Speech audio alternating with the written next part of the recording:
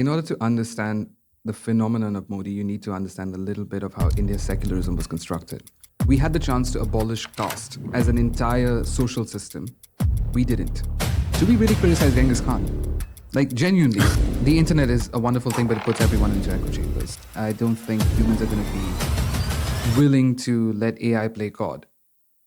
Until and unless we destroy all religions. And then we're like, when we finally start worshipping AI, then yeah, maybe. But till religions are around, we're not going to let AI be God. All right, this episode is with Rishabh, our good friend. We talked about India. The man is Indian and he's extremely knowledgeable. In this conversation, we touched on many topics, including Hindu nationalism, Indian politics, Modi, AI, and the future of India's economic development. Yeah, and much, much more. Much more. Enjoy.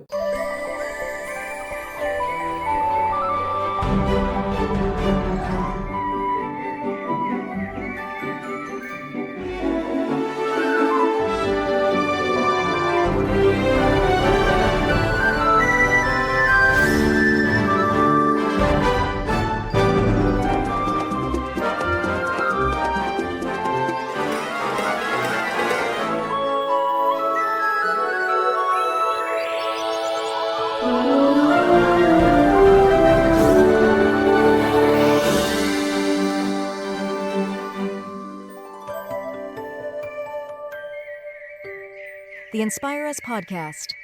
A lot of my friends, young Indians who are very anti-Modi, very anti, this nationalist movement. And there's just a lot of things they tell me. And, it kind of, it's hard to depict, if Modi's this, because I'm aware he's quite popular in India, but, there's a lot of hate. He's quite this conflicting character. What are your thoughts on Modi? He's not as bad as his critics tell him to make him out to be, and he's not as great as those who worship him and adore him make him out to be. He's a human being with frailties. He's made mistakes. I'm personally not entirely on board with a lot of the Hindu nationalist discourse. Yeah. Having said that, in a similar vein to critiquing, in a similar vein as feminists critique history, right? Hindu nationalists do have a valid critique of the socialist, the way the socialists constructed India in post-1947 when India got independent. So there are valid arguments philosophically with that movement. But having said that, is Modi the worst that movement could have put out? Absolutely not. There are people far worse than him. And the thing is, people sometimes relate to politics. I don't know if your friends are like this, but they relate to politics from a deeply identitarian lens.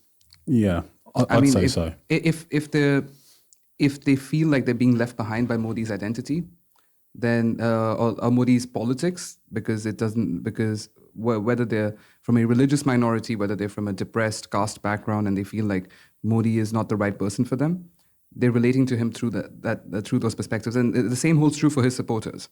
Those who identify first and foremost as Hindus really like Modi. So I think he's somewhere in the middle. He's been, and for a country like India to grow, and the speed that growth requires, we did need stable governance, which we've had for the last 10 years.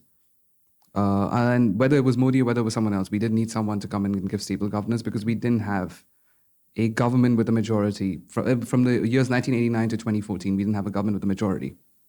Okay. So Modi is, from my understanding, a big Hindu. He's very religious.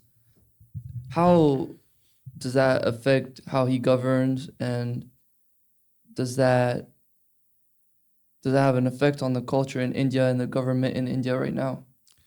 It does. India, okay. In order to understand the phenomenon of Modi, you need to understand a little bit of how India's secularism was constructed. So you're French. You have the laïcité, where you have absolute separation. The Turkish take it actually a bit further. Turkish secularism wants nothing to do with religion. They subsume religion, because modern Turkey is a successor state to the Ottoman Empire that fused the head of state and the head of religion into one unit. So the Turkish Republic subsumes it. I have a very close Turkish friend. He was telling me that even Islamic marriages are not recognized in Turkey. You have to register as with the secular authorities that you're getting married. You can have an Islamic marriage; that's your cultural right, but you still have to register. Yeah. The Indian state was deeply accommodative, where its secularism was deeply accommodative of its religious minorities, but also deeply interventionist with its Hindu majority. And that ties into India's first Prime Minister Nehru being a Fabian socialist.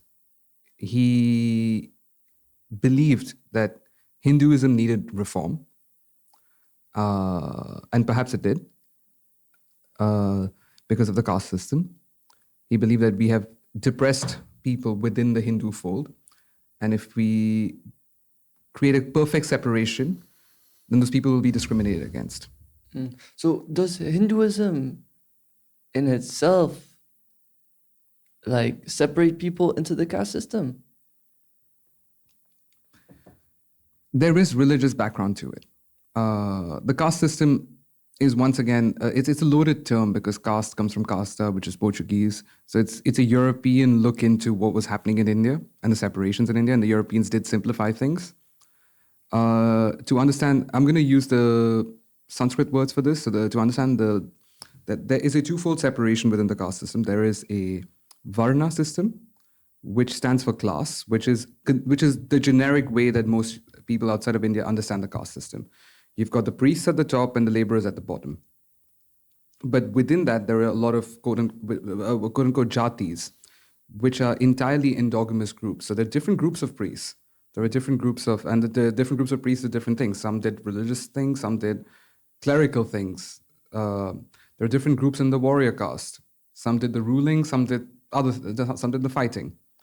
Within the laborer caste, there are different groups. So yes, there is some religious justification, like you can find it in religious texts. Many Indians would argue that this is the Europeans used and utilized certain religious texts to create a divide and rule system in India.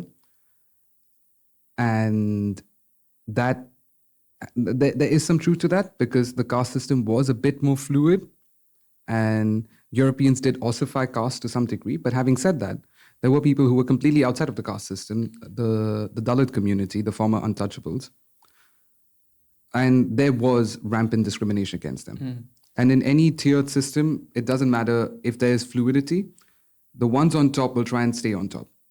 Can you explain quickly what the caste system is for someone that is not aware of it? I mean, as I said, it's the fourfold class system. You've got the priests on top, warriors following them. You've got merchants and artisans as your third class, and the fourth class is considered other laborers and those who worked on the fields. And anything that was considered over the years as Hinduism, again a loaded term, over time as the religious traditions of India evolved, there were many things that were considered impure. So such as tanning leather, working with meat became impure things. So those people kept slipping beyond the caste system into the former untouchable community. But within each class, there are multiple other castes, and many of these belong to the same class but didn't really intermarry or intermingle. But so how did that materialize being in a certain class or another? What did that look like in Indian society? Are you talking about right now or in 1900s? Well, did it change? I think it has, because there has been a lot of positive, affirmative action measures put in place. Reservations have been given to members of quote-unquote the backward classes. And so yeah, there has been some changes. Some would argue not enough. Some would argue too much. Entirely depends on one's political leanings, one's position, if they're missing out, if they're getting benefits. Muslims have been left out of this system, as far as I know, and a lot of Muslims are unhappy because the Indian state has always argued that Islam doesn't believe in caste. Islam's believes in unity and brotherhood in its religious community. But the reality of Muslims in South Asia is that there is a caste system in Muslims in South Asia, and many have been left behind. But sorry, Rishabh, you mentioned, or you said earlier that formerly the Dalits were formerly untouchables. Yeah. I thought that was still the case. In practice, things always take time to evolve. The evolution takes time. So in practice, yes, there are many Dalits who are still discriminated against, but theoretically, no. Like untouchability is outlawed. Okay. The caste system isn't, which I have a big bone with. But untouchability legally should not exist. What is untouchability? You can't touch the person because your soul would get impure. Wow. Once again, a lot of civilizations had this. The way people know about the Indian untouchables, people don't know about the Japanese untouchables. A lot of civilizations had variations of this. I do believe the British did help in bringing forth untouchable rights, but they did so to divide. They did so because they wanted to justify remaining in the subcontinent, saying that if we leave, what's going to happen to the untouchables? You caste Hindus are going to keep discriminating against them, and so on and so forth. So this concept is crazy. What does life look like for an untouchable? I wouldn't wager to answer because as someone who would be considered a caste Hindu, it would be improper for me to answer. It's a bit similar to asking, in a European context, would be similar to asking a white person to talk about what is life for a person of color. So when you belong to the systems, if the system has given you certain privileges, I believe it's not right for me to say what their life would look like. But I have a friend who's actually Dalit, and I'm aware you previously just said that legally, the untouchable, that whole notion of being untouchable is no longer there legally. But socially, would you say this is still very present? Because my friend was telling me about, the Ambedkar statue, which is outside LSE, I believe, or UCL. I'm not sure which one. But he first arrived to the country, and obviously from this background, so he was very eager to take a picture with Ambedkar, who is his hero. And upon posting this picture on Instagram, he received a lot of backlash amongst his friends here in the Indian community, and he had people not speaking to him anymore, and unfollowing him on Instagram, which I thought was absurd. But he tells me a lot of the time, the caste system is still very prevalent in India. It hasn't gone anywhere. And he's actually a massive advocate for, further reservation policies and stuff like that. Okay. I completely agree with you. I think the caste system has gone nowhere. Once again, I struggle to make these arguments because I know I'm coming from a place of privilege. So recognizing my privilege, I'm merely making the question that we had the chance to abolish caste as an entire social system in 1947. We didn't, because our left-leaning leaders of that time felt it was more important to uplift people. So in doing so, I would argue we have ossified caste. And yes, there is discrimination. There's discrimination would exist even within the quote-unquote upper caste. But when you create a separate structure for to the point where you've got reservations in education, I've heard this argument from both sides of the aisle, and I don't particularly have a position on it because I wasn't educated in India. But I've had a lot of Indians who come from the upper caste complain about, he can get lower grades, but he can come to the reservation quota. I have to go work super hard to get through the general quota for the same seat. So there are issues with affirmative action. And I think those issues haven't really been addressed, but I do believe it has ossified caste in India, which the goal should be to eradicate caste. Okay. That is very interesting. And on that note, how much do you think the caste system impacts India's economic development? Or do you think it doesn't whatsoever? Oh, that's a fascinating question. I think it does. on a societal level. The caste is a major determining factor as to whether you get a good education early on or you don't. But at the same time, I do believe that the private sector is a bit caste agnostic. There was a lovely article that I'd read a few years ago. It was one of those Medium posts. It was an Indian gentleman had written that there's a new caste of Indians that has emerged called the Indo-Anglians, where there's no barrier to entry as long as you speak English in a neutral accent. As long as you have an English that sounds similar to mine and doesn't show any vernacular leaning, then there's no barrier to entry. So there's this whole group of Indians that entirely communicate in English. They live in urban cities. They live in relatively posh and yuppie areas of urban India. They are the ones who have benefited the most from India's economic growth, and they're quite caste agnostic. But outside of that bubble, caste is a reality. And caste will always be a reality till we find a way to completely obliterate it. In 1940s, my solution could only work in 1947 when we got independent. We had the chance then to obliterate caste completely, make it illegal for anyone to even mention caste. And yes, the upliftment of those who were backward at the time would have perhaps been slower, but I believe the upliftment would have been longer lasting. I do not think that the current model benefits.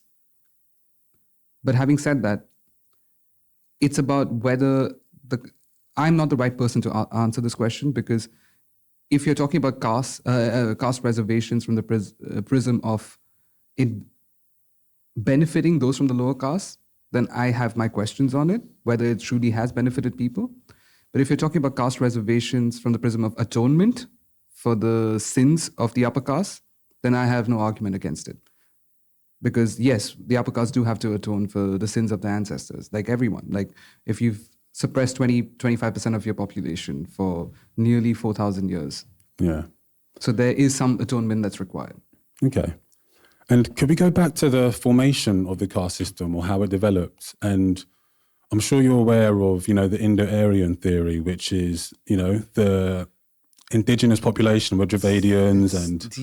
Deeply controversial. You're going to get me banned in India. Oh, no, I don't want to do that. But I think it's important to talk about it because I think the Indo-Aryan theory is very mainstream, and about how the Indo-Aryans that came from the Central Asian countries, they came down, adopted the indigenous religions, and in order to, subjugate and force these people further down south to India, or further down India, they, created the caste system, which benefits this Indo-Aryan community. But people say it's false as well. So just could you add more to it and just help my understanding? Okay, so I think it was Indology was a big thing in Europe in the 1800s when Europeans suddenly realized, oh, India has interesting ideas, interesting spirituality. Let's learn Sanskrit. Let's learn some of these languages. Let's see what's hidden there. And then I can't remember who it was, but it could have been Max Muller. I'm not really sure. Who found that there was a connection between Sanskrit and Greek.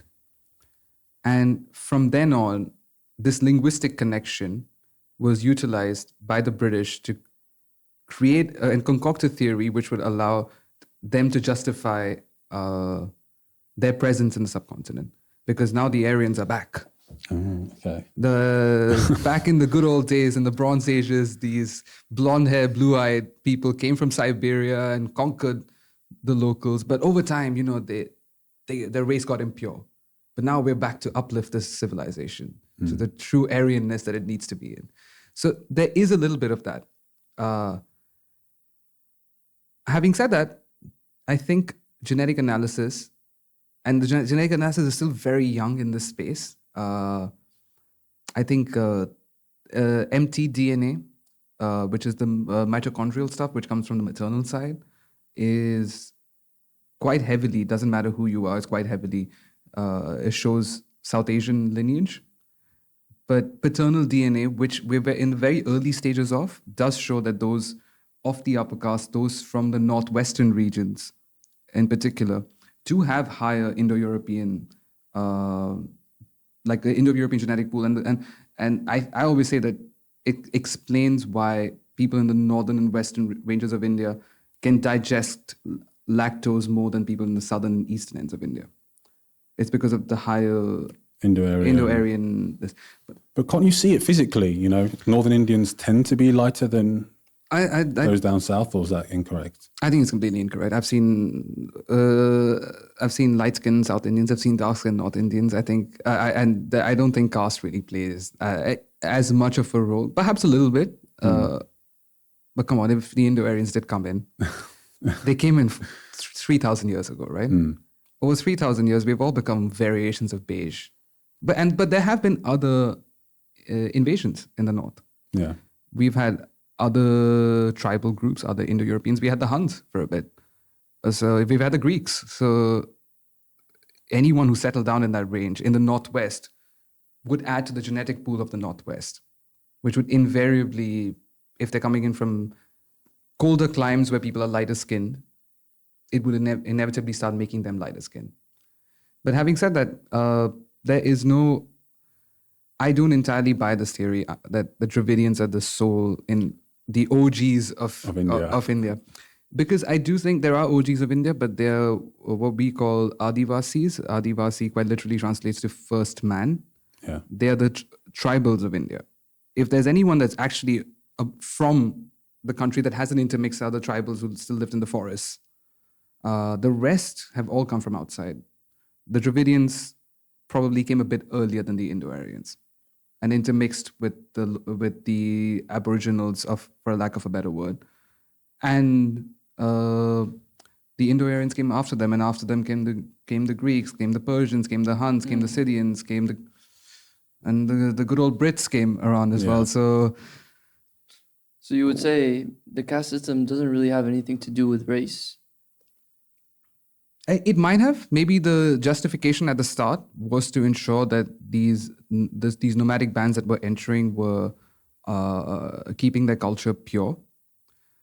But you got to understand, like, we've got, maybe the ratios are different for those in the lower caste and the upper caste, but everyone has probably got some Indo-Aryan and everyone's got some Dravidian. It's just about the ratio. Because at the end of the day, if Indo-Aryans did come in as wandering tribes, they would have come in mostly as men.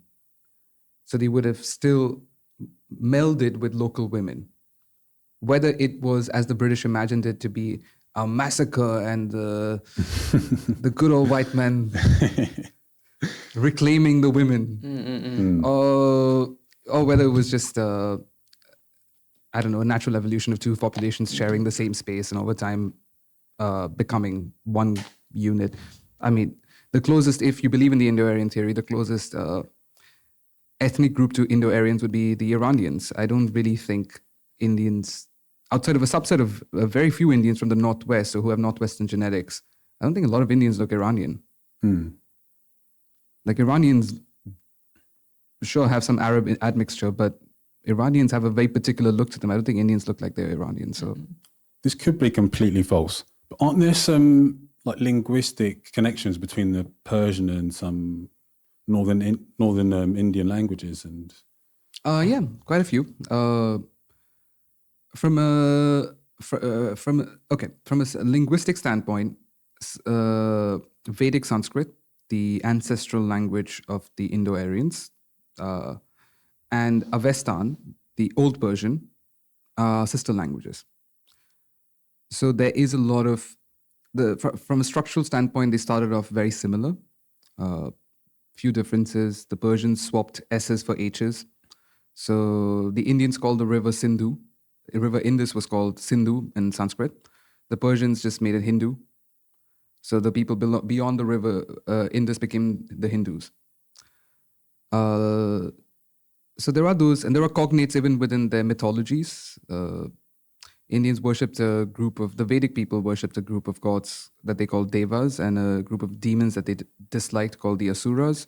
The Persians worshipped a group of gods called the Ahuras, and they disliked a group of deities called the Devas.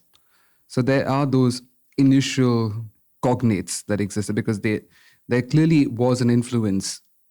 Which way, I'm not going to warrant to know, but there clearly was a connection. But having said that, the modern influence of Persian onto northern Indian languages is a result of it's primarily a result of the Mughal Empire. And the Mughal Empire, because their court language was Persian. So over time, just as English has now influenced a lot of Indian languages, well, for 400 years, Persian was influencing a lot of Indian languages. A lot of names, words changed. Okay. And Urdu is the national language of Pakistan, is a result of that merger. Okay. Yeah, that's very interesting. Yeah. I mean, yeah, definitely. And it seems that the caste system has been at the foundation of Indian society. It must be hard to get over it. But to go back to your question, talking about, is it a barrier to economic development? I think in many ways, even in the West, we're seeing this because affirmative action is, in the US, even here, we're seeing it. And even now with, the different ideologies of kind of left, equality, DEI structures within companies. I think any society that deviates from meritocracy, which is people who have the most merit, who deserve it the most, who are the most qualified, anything that deviates from that, I think makes everything less productive, We want the best people for the best positions. And I would agree with you with one caveat. I think if we in India were to go down that way of being an absolutely meritocratic society, we need to first shore up the bottom layer. We need to find a way, instead of giving reservations to people based on their caste at universities or for jobs, build the schools in their communities. Until those schools aren't built, send them to the best schools that are available. If you want to use that term of reservations, then you should do it at the bottom, not at the top. The top is just the easy icing on the cake. Because also people don't have the same opportunity, Exactly. not access to the same. So that's true that in the sense that if you do make it a meritocracy, these people in the lower caste who don't have access to the same education, who don't have access to the same opportunities, will still be met with these hardships where they won't be represented because they're not, even though they might have the potential, they might not get the same opportunity. But using this fantastical analogy of a true meritocracy, over time, if anyone messes up at the top of the pyramid, they would lose out as well. Yeah. So it always opens up space in a true meritocracy. But once again, I don't think there's a single country in this world that is a true meritocracy. I think perhaps the US probably is the closest example. Yeah. And but the US seems went the from, US is I agree, but the US did go the quickest from having no race mixing to having a black president. Yeah. And they might just, if Kamala Harris plays her cards right, they might have another one. I don't know. I doubt it. But I doubt it as well, Let's see. But it's early days. Yeah. Like so far we thought Trump was a shoo-in just because Biden was around, but you never know. She might gain some momentum. Trump might say some inane thing about women, which he can. He's prone to do. So he's completely unpredictable. But that's interesting what you said about the bottom-up approach. And yeah, I have a lot of Indian friends and they tend to be very left-winged and very anti-Modi and you can imagine the kind of friends I have. And they criticize Modi's economic policies. But I was reading, Modi's actually quite focused on, a lot of the working class people of India. A lot of his policies are oriented around, apparently some of his social welfare policies are quite good, and his infrastructure building is amazing. And he's, I think, more than other Indian presidents or prime ministers, sorry, he's kind of really speaking to the lower class. Do you think?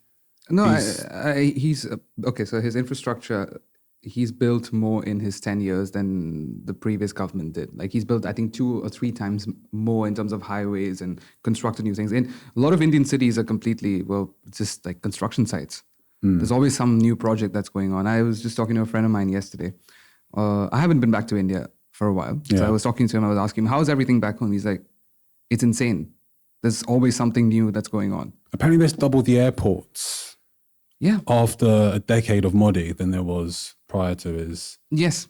And I think Modi has also done something that wins him a lot of votes from, I wouldn't say lower caste or upper caste because I do not know, but from those who are at least economically backward, in the sense that all the schemes for economically backward people, he does direct benefit transfer.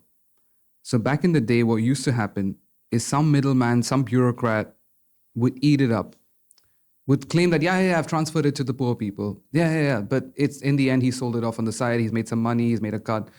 Because Modi has digitized and removed a lot of the corruption of the lower bureaucracy, it's enabled him to do a lot more and do it a lot quicker. And Modi himself comes from humble backgrounds, something that our socialist elite previously, they weren't from humble backgrounds. They belonged to, well, the elites. They were champagne socialists. And your left-wing friends do, if they have criticisms about Modi's economic policies, I'm sure there are valid criticisms. I have problems with his economic policies. Some of the decisions he's taken have been disastrous, especially for medium and small enterprises in India. A lot of his economic policies do benefit a particular economic model similar to South Korea. He wants to make India's corporate elite big enough to compete with the rest of the world. And that's a great policy for a country like South Korea, which is small and needs that sort of structure. But a country like India, I think it doesn't really work for us. We need like 1,000 different corporations instead of 5 really strong ones. Okay. And why is that? Just due to the sheer size of the nation? Just the sheer size of the nation. We're unfortunately, one of the reasons I do believe that he has probably done a better job than his competitors would have. But one of the reasons I am not as bullish as a lot of his supporters are is because a lot of his growth has been jobless. Wages are stagnating. We're finally getting manufacturing. India did a weird thing where we leapfrogged manufacturing, but in our growth story, we just went directly to services. Yeah. And manufacturing is the best way to give jobs to those who are coming in from the lower classes, trying to make the middle class. That's what the Chinese did. That's how they lifted everyone out of poverty. That's how the Malaysians did. That is the model. That is the blueprint. We didn't do that. And Modi tried to get manufacturing sorted out. But even now, I would say that we're still kind of in the high end. And we're doing high-end manufacturing. We're building Teslas and Apple phones. No, we need to build really bad toys. We need to build things like no one needs, like the Chinese did. We need to build buttons. So you think India sort of skipped, the global value chain? They're trying to jump right in the thick end and competing with China and South Korea, and you haven't really... No, I think we're already competing on the services end. I don't think IT services, there's not... I come from... I come from Bangalore, which is in the south of India, Silicon Valley of India. We're already competitive. But I was talking more about manufacturing. Oh no, we're nowhere close. Yeah. Even China plus one. This is what what Western nations decided to start doing after COVID. The China plus one. Who are the true beneficiaries of China plus one? It's mostly Vietnam. It's Bangladesh. I'm surprised. Like, as an Indian, how did we let Bangladesh capture all the textile mills? Yeah. They were right next to us. We've got a bigger coastline. What is China plus one? China plus one is this idea that a lot of American companies primarily post-COVID realized that they needed to diversify supply chains away from China because, you know what, if there's a global tragedy, if there's something that goes on, then if the Chinese shut their borders, we need multiple avenues. Also, there's a political dynamic to this. Whether we like it or not, we are slowly moving into a new Cold War. And if Trump is to become president again, we will have I wouldn't be surprised if we have trade war 2.0 with China. I think Biden's continued some of those policies, but not as fervently as Trump would. Don't you think it's already in place? I mean, have you seen some of... Biden is just as... Well, actually, that's wrong to say. But Biden is going to be very anti-China, a lot of tariffs. But I think Trump, you're right, he does take it to a whole new level. Some of the tariff he's talking about imposing are like obscene. I think those tariffs would also affect countries like India. Because it doesn't matter if you're a Democrat or Republican, but if U.S. politics is now no longer split on Democrat and Republican. It's split on whether you want to be involved with the world or you want to be isolated from the world. it's similar to what they went through before, I don't know, the First World War, where they were deciding whether they want to be, are we happy being our own continent? We don't want to get involved in these European wars, or should we be involved? They're kind of going back to that.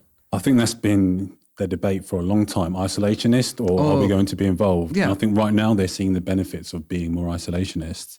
And perhaps for their country, that's a useful metric. And I think if they're able to force their corporate elite to start manufacturing in the US, it would be of benefit to Americans and American citizens. Does that make their products less competitive internationally? Perhaps. But the Americans have always had a way around it. Like, there's a reason why the World Trade Organization is still stuck on the Doha round, is because the Americans subsidize their agriculture. If the Americans didn't subsidize their agriculture, they would be completely outcompeted in the international markets. Like, a country like India produces roughly the same crops at, I don't know, 1/10 of the rate. Yeah. I think, Yeah, but the thing is that a lot of these, companies talking about China plus one, they're looking around and they're looking at India. They're saying, okay, well, who can? We don't want to produce with China. Who can replace China? And they're saying, oh, India is the one. Okay, and which is one of the reasons why I'm not bullish about India being able to take up that role. Does it have the population to do it? Yes. Is that population intelligent enough to be trained quickly to do it? Absolutely. There are a few holding blocks. One is land acquisition is a bureaucratic nightmare in India to acquire land for anything. Certain states have made it easier, which is why those states are seeing better economic indicators. But most states, it's a mess. Modi did try to change this, but there were protests. So Modi said, okay, I don't want to get involved in this. Land is something that's it's almost sacred to a lot of Indians. So if a company cannot acquire the land, if the government has not built enough infrastructure to create a logistical network, then why would any company go out of Vietnam? Vietnam is on the same line as China. They're geographically closer to the US than we are. We're essentially on the opposite side of the world. That's the reason Columbus got confused. He was trying to get to India, but he reached the Americas. Isn't the tax system a big problem as well? Because you have 29 states with completely different tax systems, which makes it hard for these corporations to set up and operate. I think the tax system Modi has... You think that's been resolved? To an extent. There's a unified goods and services tax. A lot of what used to happen before the GST was implemented is that a lot of, let's say if you were transporting something from state A to state B, it would be a mess. You'd have truckloads on the state borders. This is not an international border, it's a state border. Oh, do you have the duty for this? Do you have the permit for this? Do you have the permit for that? A lot of that has been ironed out. So yes, in theory, it should help. But I think, and you could see Modi has tried his level best. Modi and his ministers, I think sometimes we give too much credit to just the prime minister, have done their utmost to try and build up India. But have they done enough for India to truly leverage this demographic boom that we have? Which everyone calls it's like a dividend or a disaster. That only the next 25 years are going to decide whether we're going to be the next China, whether we're going to be the next Brazil. We could be stuck in the middle income trap. Yeah. The next 25 years will decide this. So that's still too early to see. Too early to say. Like, we do not know. What would you change to ensure you're the next China and not the next Brazil, in your point of view? That's what would I change? I think, well, personally, I'm always, because I didn't grow up in India. I grew up in the Middle East, and I've seen what free market capitalism can do in my own personal life to lift someone who comes from a background that is, in Indian standards, lower middle class, probably working class in the developed world, to see my parents go to comfortably upper middle class in India, just over a span of 10 years. And that's because they were in a society that did not tax them, that paid for their labor. I think right now, a lot of Indians are getting stuck in the middle class because we collect too much income tax. The rich don't really pay income tax. It's like an open secret. The poor cannot afford to pay income tax. if I had to change one thing, I would change that, because we want more people investing into the economy. We can't have, as I said, we can't have 500 billionaires. We need 5 million. We need an accelerated growth. And for that, we might need to forego some of the barriers that we've put up in place. The bureaucratic barriers of land acquisition is one. I was in support of the farm laws, which Modi had passed, not in support of how he had passed them, without consultation with the farmers. But the farmers would have benefited from those farm laws. But because he didn't pass them with consultation, the farmers concluded that this is just a means of corporate elite taking away our land. What were those farm laws? There were 3 farm laws, the exact nature of which I can't remember off the top of my head, but essentially it destroyed the system, the local systems in place, and allowed them to remove the middlemen and go directly to market. It would have made farmers it would have made farm produce a bit more competitive. They would have got better rates. But at the same time, many states, especially the northern states of Punjab and Haryana, had very strong middlemen systems, but kind of like a conglomerate system that they had. The farmers would all get together. So those systems in place probably needed more consultation from the government. And that's perhaps my biggest gripe with Modi, is that he doesn't like to consult people. He prefers to, okay, it's my way, I'm prime minister, I'm going to decide. Yeah, that always seems to backfire. This is a little bit what happened with Macron in his first term, where he had his, the majority of his party, so he could pass, things that usually wouldn't pass, and he lost a lot of public support, and he got a lot of criticism because of that. Yeah, it unfortunately, I think the biggest downfall of everyone wants a strong leader when you've got weak leadership. And as soon as you have a strong leader, you're like, oh man, I wish you listened to people. And Modi is actually a result of weak leadership before him. I don't think we would have got Modi or the BJP in power in 2014 if the previous guys didn't mess up so badly. But Modi has made terrible decisions, and he's made some good decisions. So, which is why I don't entirely agree with your left-leaning friends. Yeah, I know. I get why you say that. I'm just wanting to understand more about this Modi figure, because he's such a polarizing character. Perhaps you could compare him to Trump. Would you say? Was that not a fair comparison? No, it's not a fair comparison. One guy is a reality TV star. Trump, yeah. He's a reality TV star who was running for the 16th season of The Apprentice and accidentally became the Republican candidate, and then accidentally became president just by saying what American society was policing in political correctness. He spoke to a certain section of society that was like, wait, what is going on in this country? I don't think Modi was that. Modi perhaps spoke to a certain section of society that is on the right, but Modi didn't get elected in term one appealing to Hindu voters. Modi got elected saying that I'm going to develop this country. See, that's how it's been portrayed to my friend, is Modi's been the answer to those segments of society who are very, very nationalist and really believe in expulsion of the Islam community, and he's just taking advantage of that. And that's how he's been portrayed to me. No, I disagree with the characterization. For one, that I don't think that even Modi, what is his private opinion about Muslims? I do not know. The background that he comes from, the movements that he's been a part of, they don't have the best views about Muslims. But we can't conclude what his personal opinions are. Okay. Having said that, he did not win term one on any anti-Muslim, Hindu nationalist, nor was it really hyper-nationalist. It was just, these guys are corrupt. I've given Gujarat, the state that he was chief minister in, 10, 14 years of good governance. You've seen the good governance that I've given. I'm going to bring safety, I'm going to bring accountability, and I'm going to bring development. He was elected on those promises. Now, has he lived up to those promises? Some would argue yes, some would argue no. I would probably say it's somewhere in the middle, like most things. But I do not buy the notion that he came in, because I was around in 2014 and there were a lot of Muslims that supported Modi.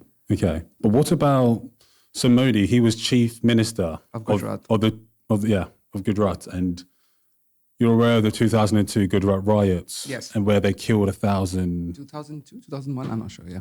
when they killed 1,000 Muslims, and a lot of people were saying Modi kind of gave the go-ahead. A lot of these human rights organizations alluded to that. Nature, Is that the false? nature of riots is there's always two sides fighting. Some people would characterize it as a pogrom, and I do not agree with that characterization. It was a riot. Modi had been in power in the state. He had only taken over the state leadership about a few months ago. I don't think he really had complete control of his domestic politics Okay. at that state when the riots were going on. What's happened internally, I cannot comment on. Like, what was the decisions being taken internally? But there is nuance to those riots that is linked to a deeply fractious issue which has just been resolved in India on a mosque, a 14th century mosque that stood on. Yeah, I heard about that. That So it was a mosque, and now they turned it into a Hindu temple or something. The Hindus have always claimed that was the holy temple dedicated to the Hindu god Ram. And in the 14th century, when the Mughals invaded, a Mughal general came and destroyed the temple and built a mosque on top of it and named it after the emperor. And the mosque had stood for a while. In the 80s, the Hindu nationalist movement felt that was their calling cry. Now we're gonna get our god out of prison.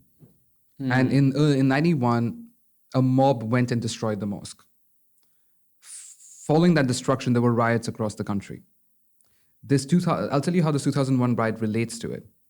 There was a group of pilgrims from the state of Gujarat that had gone on a train to the holy site, this disputed holy site. Let's call it that.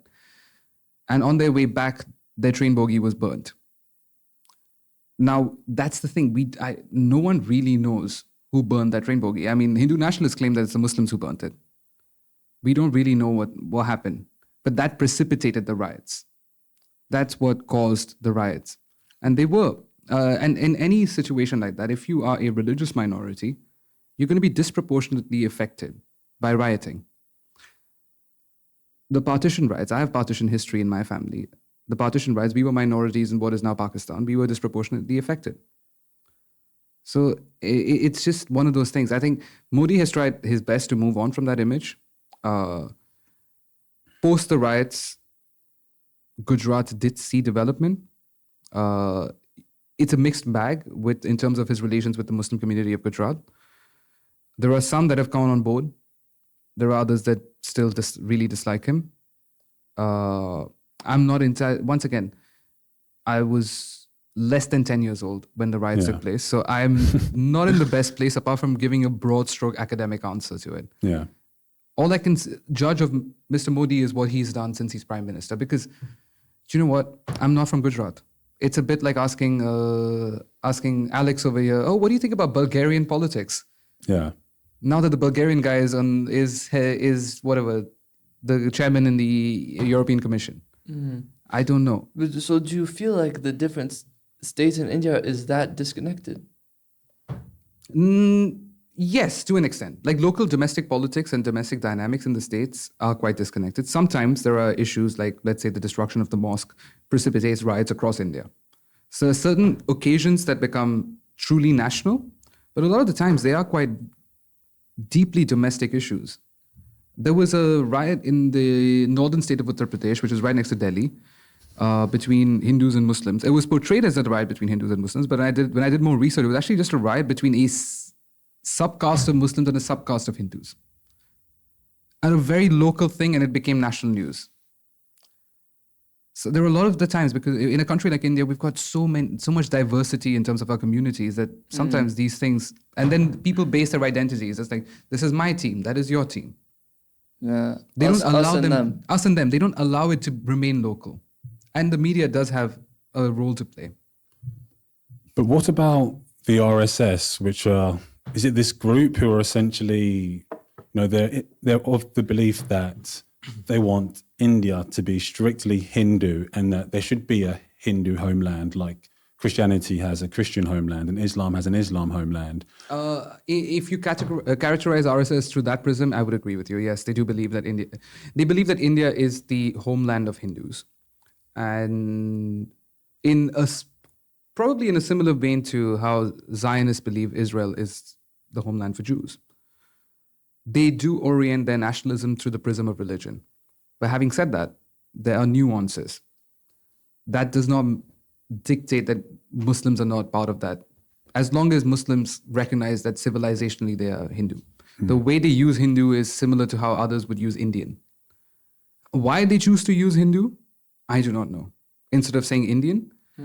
But that could be a dispute between the different strains of national thought that existed pre-independence. And there are a lot of people who didn't want India to be named India, including the founder of Pakistan, who didn't like that idea.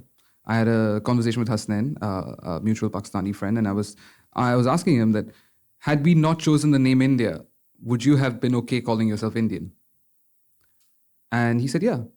Because functionally, because we chose India as a way to label ourselves in India,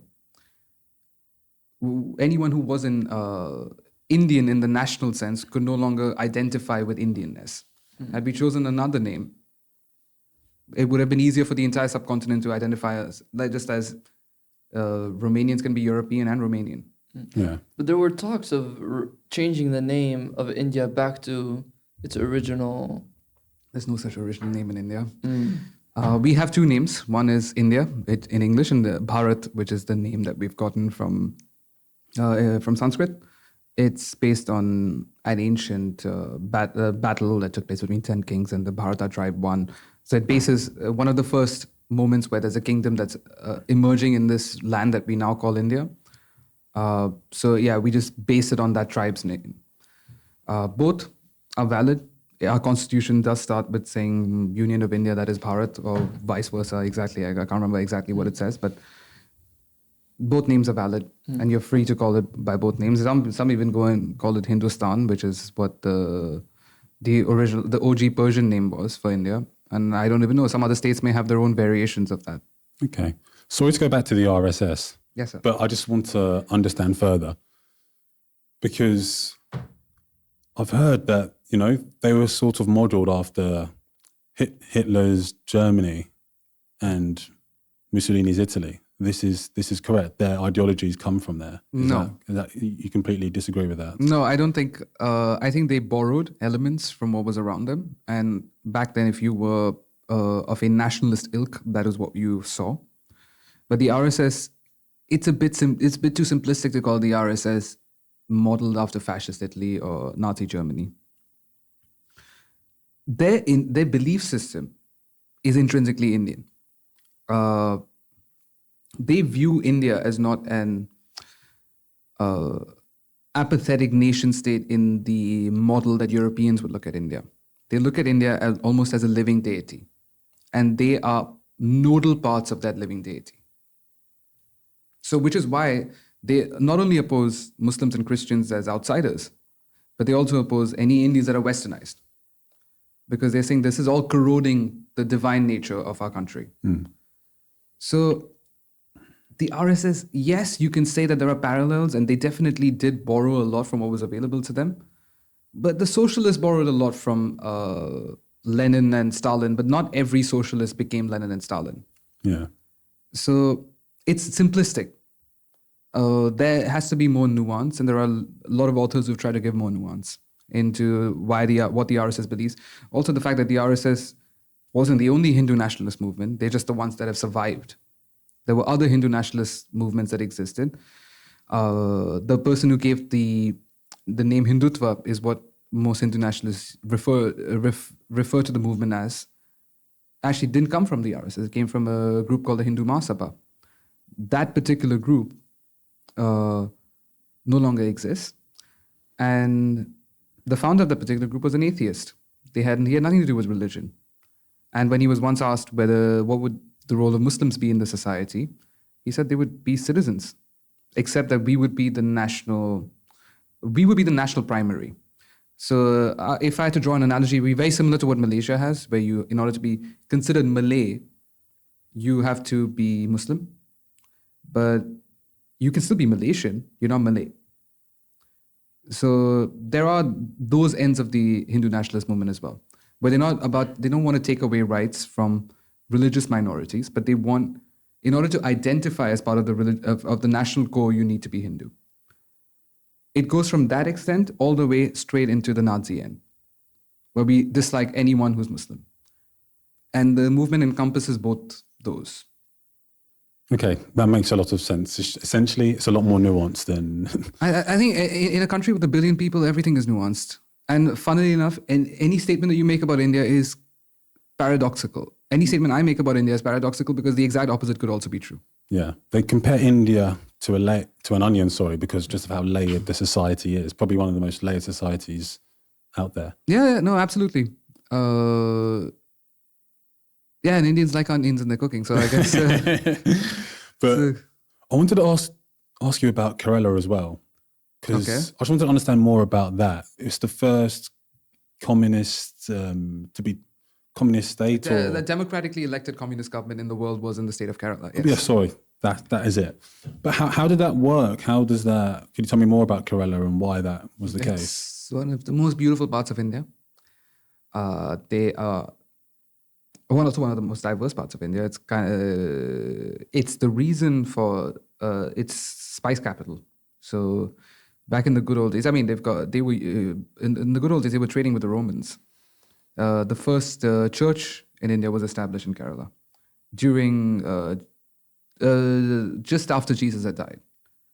The Jews had been trading there and had established a presence there in the time of King Solomon, when the temple was still around. The first mosque in India was built in Kerala, but Arab traders who had come during the Prophet's lifetime. So Kerala has always been this vibrant, open, outward-looking part of India. It's right on the southern edge, southwestern edge. And it's also been one of the most peaceful parts of India. Also one of the richest, historically, because they were doing so much trade. They made a lot of money. Also a part of India that the British didn't truly entirely occupy. They occupied the northern edges, but they didn't really occupy the rest. The rest were under semi-autonomous kingdoms called princely states in India.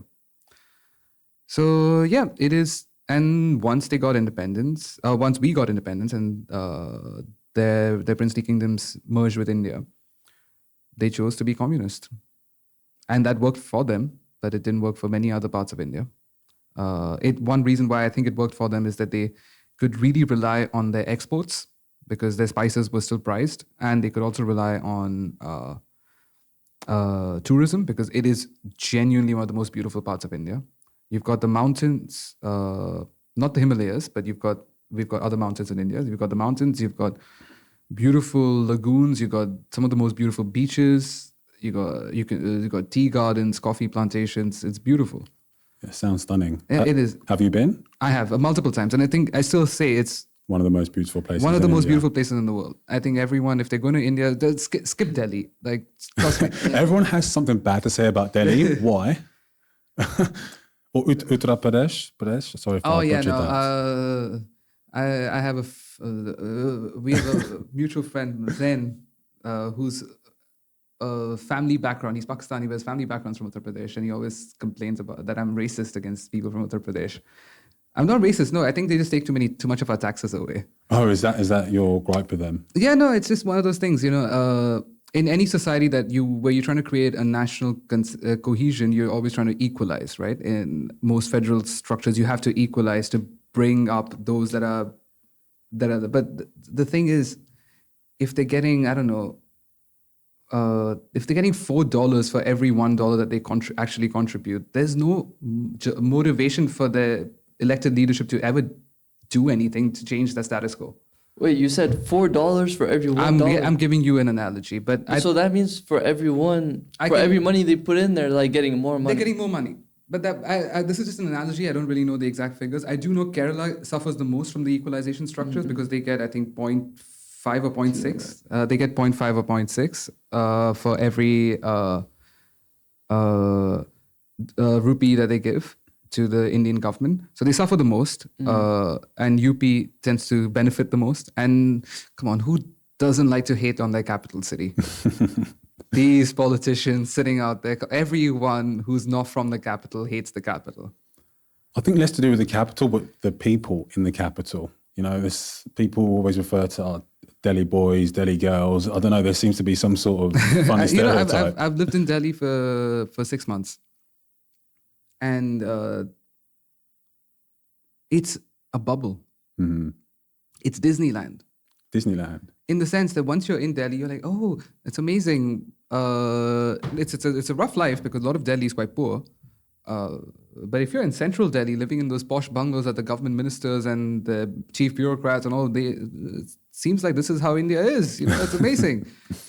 And it actually shows the mentality of our post-colonial leadership. I mean, we got independence a year before Israel did.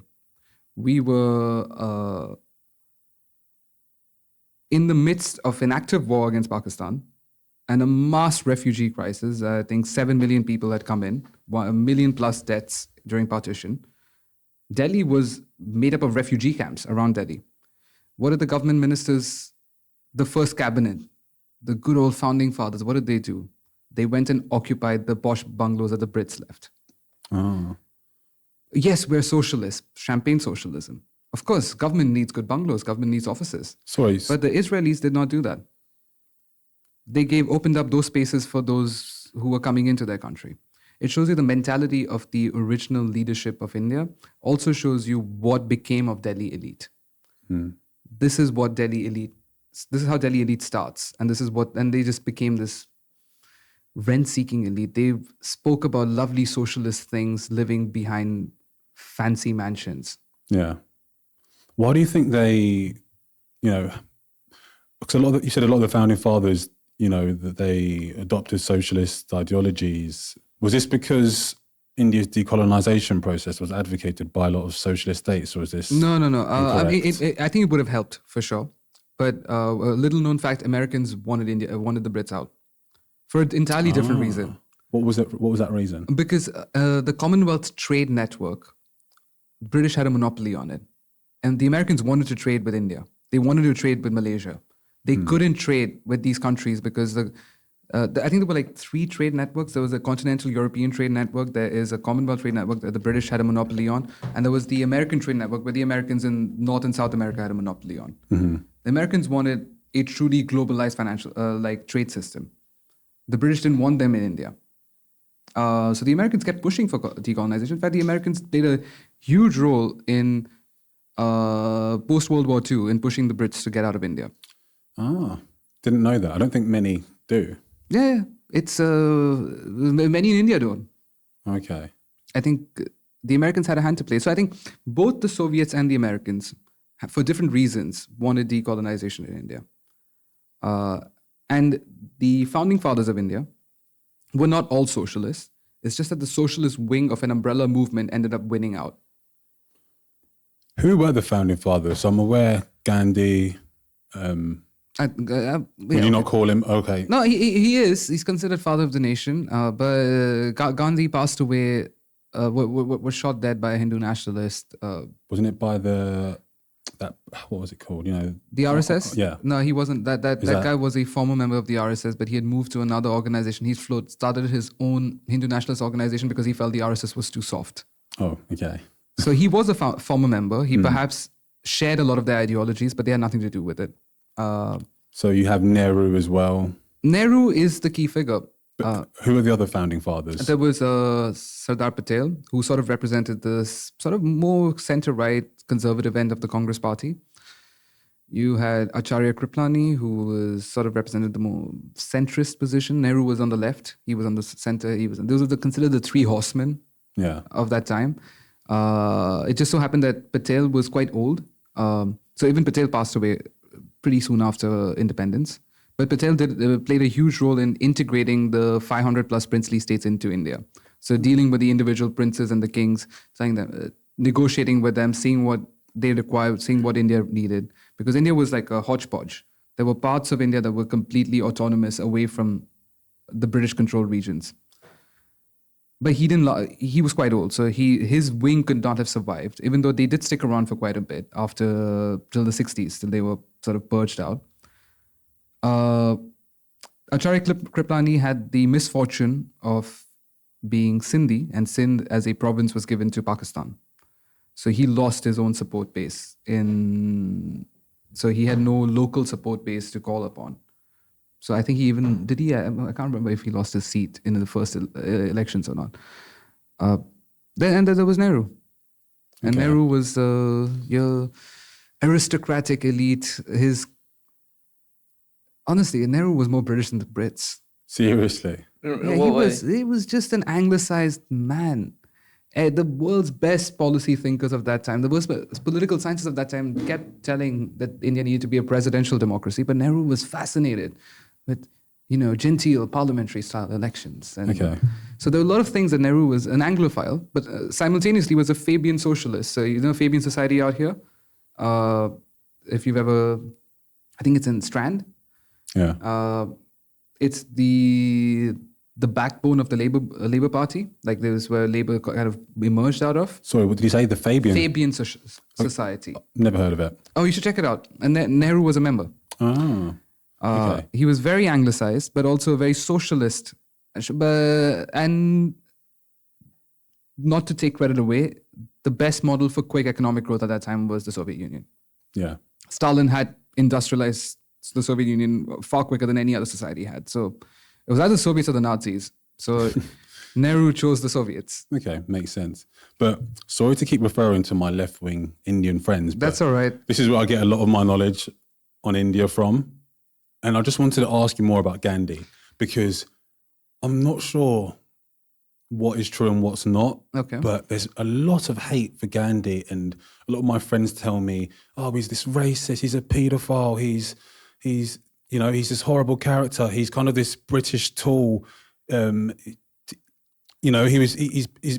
figure has been revised, and it wasn't true. And there were other characters who had a more prominent role in India's independence, and just a lot of stuff like that. I just wanted to ask you, why is Funny enough, this is what happens when you got I've always tell people, like, the far left and the far right actually share a lot more in common than people think? than people think. Than they understand. Because you've told me that your left-wing friends have said this. I've heard this from the right-wing as well. Okay. They probably wouldn't go into the pedophile end of the spectrum. They'd just be like, no, he didn't really give us independence. There were so many other leaders that did more work. Gandhi was a British tool. And I think the mistake is with our leadership because they lionized Gandhi after independence. But at the same time, everyone has skeletons in their closet. Mandela has skeletons in his closet. Martin Luther King Jr. had skeletons in his closet. We can keep going back in history and finding ways to revise our interpretations of people that we had lionized in the past. And everyone should have the right to do so. I agree with a lot of the criticisms on Gandhi from both ends of the spectrum. But Gandhi was just a human being that lived, and that's it. He became a symbol for non-violent struggle in India. And that symbol you cannot take away. You can criticize him for his political positions on black people when he was in South Africa. You can criticize him even for his positions on the Jews when he was saying the Jews should accept what the Nazis are doing. He's a human being, like all human beings. He's prone to making bad, really, really bad decisions. But this is one of the reasons why I dislike critical theory and using critical lenses. You got to look at people in their moment in time. Everyone is evil before the 2020s. And guess what? All these people who are holier than thou right now, they're going to be evil in 2050 because they're going to have certain views that will be considered, how could you have those views in 2050? Like, their children are going to come to them, oh, that's sexist, that's racist, that's humanist, because I guess robots will be a thing, and if you want to, your child will want to marry a robot. So, But would you say it's important to condemn, to condemn racism? just because I've heard it's important to condemn, this part of or these aspects of people that they were racist, so we don't repeat these mistakes. But Sure, if condemning them magically made India a less racist society, I completely agree with that statement. I do not think it's going to make India a less racist society. India still is a racist society, and it's going to take a lot of time and effort from Indians of all backgrounds to get over this inherent as well as externally imposed weird fusion of racism that we've got in India. yeah, But can you say a little bit what's Gandhi's story and how did he become such a prominent figure? It's actually become a prominent figure in South Africa before India. Like India was going through its own movements. You had very polite lawyers. And he was a lawyer, correct? He was, but not in India. He was practicing in South Africa. In South Africa, he was practicing for the rights of Indians living in South Africa. And in doing so, yes, he potentially did use racist terms to refer to black people in South Africa because he's saying we're not black people. But of course, to the white man, to the Afrikaner, everyone, anything darker than me is black. So, yeah, he was in his own way fighting for the rights of his own people. But you got to understand, like, and by all means, call him out. Don't build statues of him. But he did also inspire his movement of nonviolent struggle, inspired both Martin Luther King Jr. and Nelson Mandela, who both borrowed from Gandhi. That's what I'm saying. His legacy will live on, whether you like the guy, revile, hate the guy, whether you think he's too soft like the right wing does, or you think he's too racist or he's too weird like the left wing does. But you're sitting in 2020 and you're talking about a gentleman in the 1900s. That's 120 years ago. no, I completely agree. Because when you read about some of the acts of non-violence Gandhi did, some of them were just, I don't know, like the Salt March was fascinating to me. That defiance, standing up to the British and walking all that way. Was it the Salt March? Salt right? March. Well, yeah, what were some of his acts that he did then? I mean, it's mostly just civil disobedience. There are different versions of civil disobedience. I think, this is my theory. I think Gandhi was one of the most astute lawyers. Astute may not be the best in practicing law, but astute in the sense that he understood his opponent on a more philosophical level. Most Brits were Christian, but they were practicing truly Catholic, no one knows. But at least outwardly they were Christian. So in order to beat his opponent, Gandhi became Christ. Christ said, if someone slaps you, show him the other cheek. Gandhi says the exact same thing. He just became a Christ-like figure. And he also garbed that Christ-like consciousness with Hindu symbolism, garnering the support, making what was essentially a group of polite lawyers gently requesting the British, please give us rights, to a mass movement. So I think that's what people deify. If they like him, they deify him. If they hate him, they revile him. But just a human being, an intelligent human being who stood for something in his time. And he walked the talk. There were many leaders that came and went during that time in the colonial, both in India and outside of India, in the anti-colonial struggle. They didn't really walk the talk. Nehru, I don't think, Nehru to an extent did, to be honest. He did go to jail quite a bit. But he gave away a lot of his family fortune. Nehru was quite rich. He gave a lot to the movement. But the founder of Pakistan, I mean, Mr. Jinnah was quite happily traveling in first class. Would make speeches to rile up his base, get them to start fighting on the streets, but how could they fight? Yeah. And so there were those people as well. And I'm sure there were those examples with the Congress as well, and other political movements that existed in the subcontinent. But Gandhi was one of the few that walked the talk. So I think his legacy will always live on. I don't know, who was it? Albert Einstein said that the generations that come in the future will not really understand a man like this ever existed. Yeah. Which is true. We don't, in our minds, how could that person exist? Because we've never seen someone like that figure. A lot of us are too young to remember Mandela. I mean, I'm too young. I still lived in the 90s.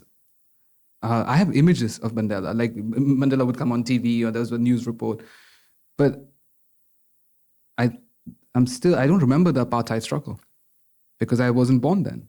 But my parents do. Like Mandela existed in their lifetime. They remember what a figure he was. I don't remember, even from like the violent struggles, I don't remember Yasser Arafat. Yeah. I remember pictures of him. But I don't really remember his struggle because it existed before my time. I do completely agree with your point about, judging these historical figures with with that 2024 lens. And it's funny you said that. I was listening to this American teacher and he asked his class about, abolishing slavery. And he goes, all right, kids, how many of you, if you were there present at the time when this debate was going on, how many of you would have voted to abolish slavery? All of them put their hand up. And he said, listen, guys, that's just not true. Everyone is a product of their time. And the reality is some of you would have adopted these views. And I think we should... And also to add on to that, even if you did not like the societal zeitgeist that you lived in, you would have hid your real views at that time. Because not everyone is mentally or physically prepared for the repercussions of going against the societal zeitgeist. So yes, you can lionize people who do so. You should lionize a Malcolm X. You should lionize a Martin Luther King Jr. You should lionize Gandhi. Criticize them where you believe they deserve criticism. But always remember that you're using your modern lens to criticize them. You're viewing them through a prism that didn't exist. Like the rules of the game for 1920s and 30s India is completely different from 2020s and 2030s India. And the same holds true for any person in history. Do we really criticize Genghis Khan? Like genuinely, do we really criticize Genghis Khan? We've reached a point where it's so far removed in our history that we're like, yeah, back in the days, everyone was kind of barbaric. So. I think it was the latter, yeah. Exactly. But some people still do. No, but do you think we would go, that would be the case with Adolf Hitler in 250, 300 years? Oh, back in the 1900s, everyone was just barbaric. Come on, they fought 2 world wars for stupid reasons like nationalism. But then people do... So... But maybe if you look back at the 20th century and you place him amongst Mao and Stalin... I don't know, some people say, Mao and Stalin killed more. Why do we see or treat Hitler differently? If you look back and just perhaps look at the numbers and... No, I think Mao and Stalin killed more. So maybe... And their own people. The people that they considered part of their own people. Hitler, you could argue, killed those that he considered not German. Okay, so maybe with time, perhaps... Yeah. Maybe that, the idea about... But that's the thing, that we're using these... we can't use today's lens to understand, even... Like, we're reaching, like, the 100-year anniversary. We're closer to the 100-year anniversary of the First World War than we are to the First World War. Wow. So we will have to renegotiate at some point in time, just as we've done with Napoleon, just as we've done with Genghis Khan. We'll have to renegotiate what we think of certain historical figures. That's not to say that we're going to say that we like them or we hate them, but we're going to have to start looking at them from a more neutral lens, which is why when we started this conversation, I was talking about how history is a contested space, and it shouldn't be. History should not be political. History should just be left to the historians. The rest of us do not need to know as much as we do. I genuinely, truly believe that. We don't... Seriously? I do, yeah. I don't think we need to know as much as we do. About history? About everything. Like, we are overstimulated with information. But don't you think history has this ability to empower people? And to an extent. But also, once again, as contested spaces, it also divides people. But isn't history inherently political, depending on who's propagating it and teaching it? Yeah, but everything can be political. A piece of art is political. Someone choosing to have a drink or not having a drink can be construed as a political act. Someone's marching for salt is considered political. Everything at the time and space that it exists is a political act. You and all of us talking today is in itself is political. Like, if this podcast goes out, someone doesn't like what I've said, from either end of the spectrum. It is.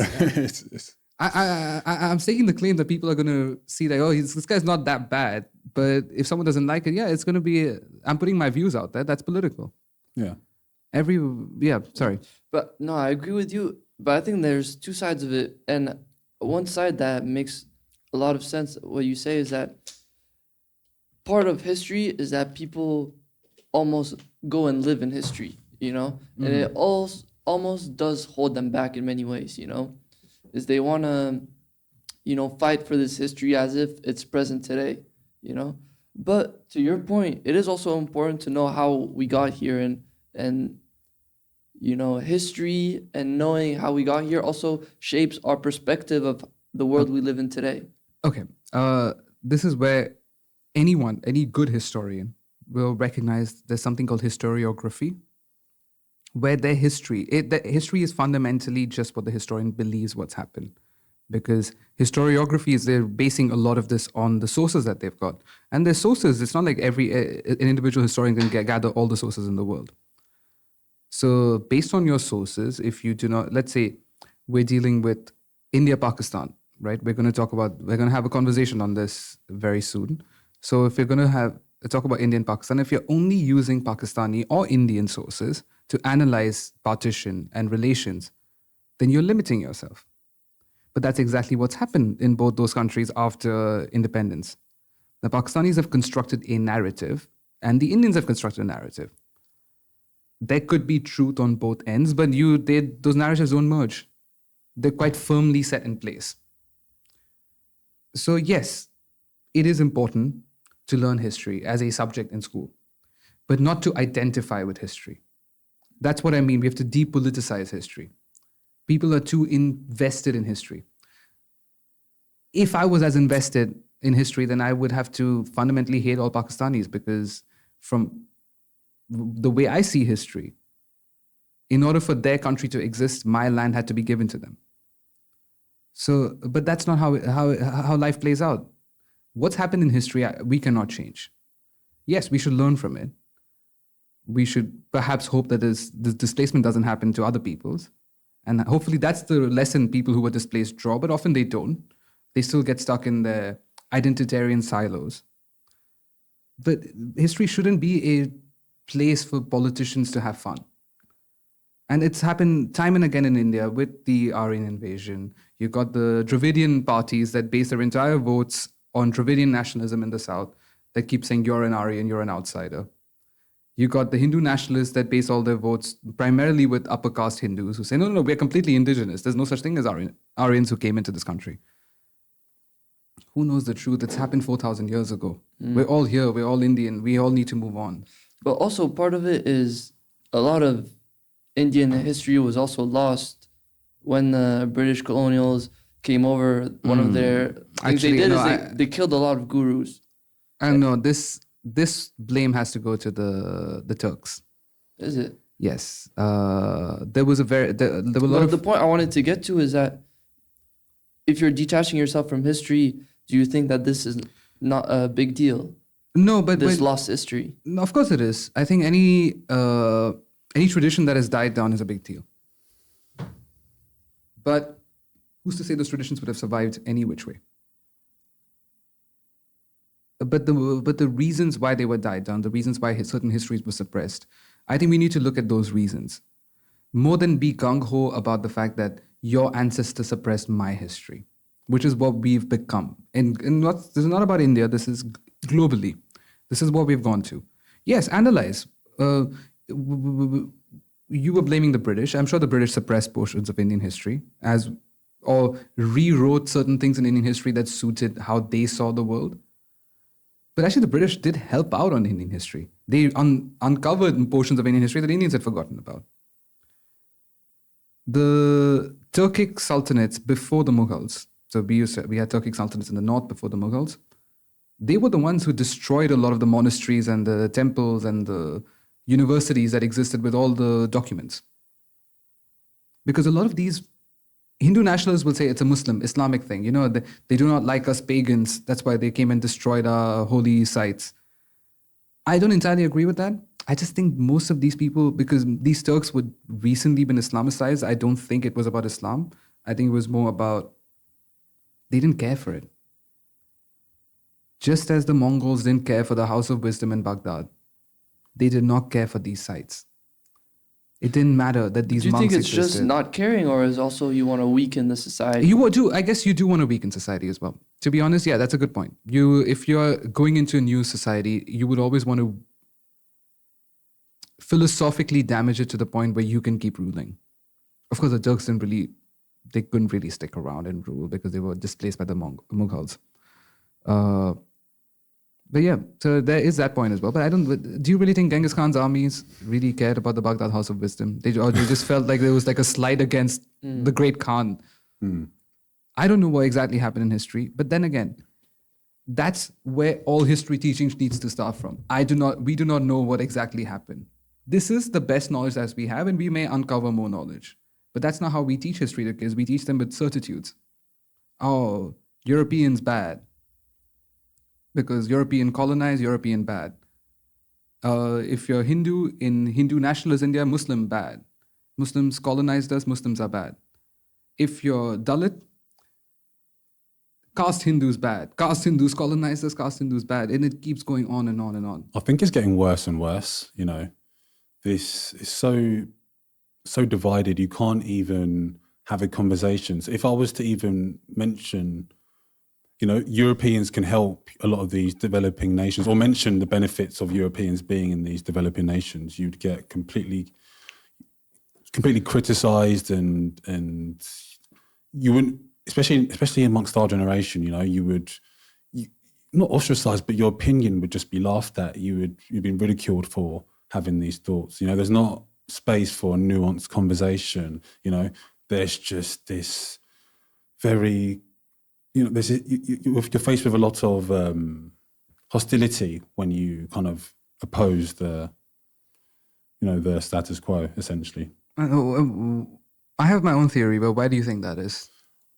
Just from personal conversations I've had with, just especially regarding development, because if I even said, all right, something like, all right, Western nations, we need Western nations prosperity and cooperation to develop Africa, people would be like, oh no, we need the Westerners out. We can't cooperate with the West. They're colonizers.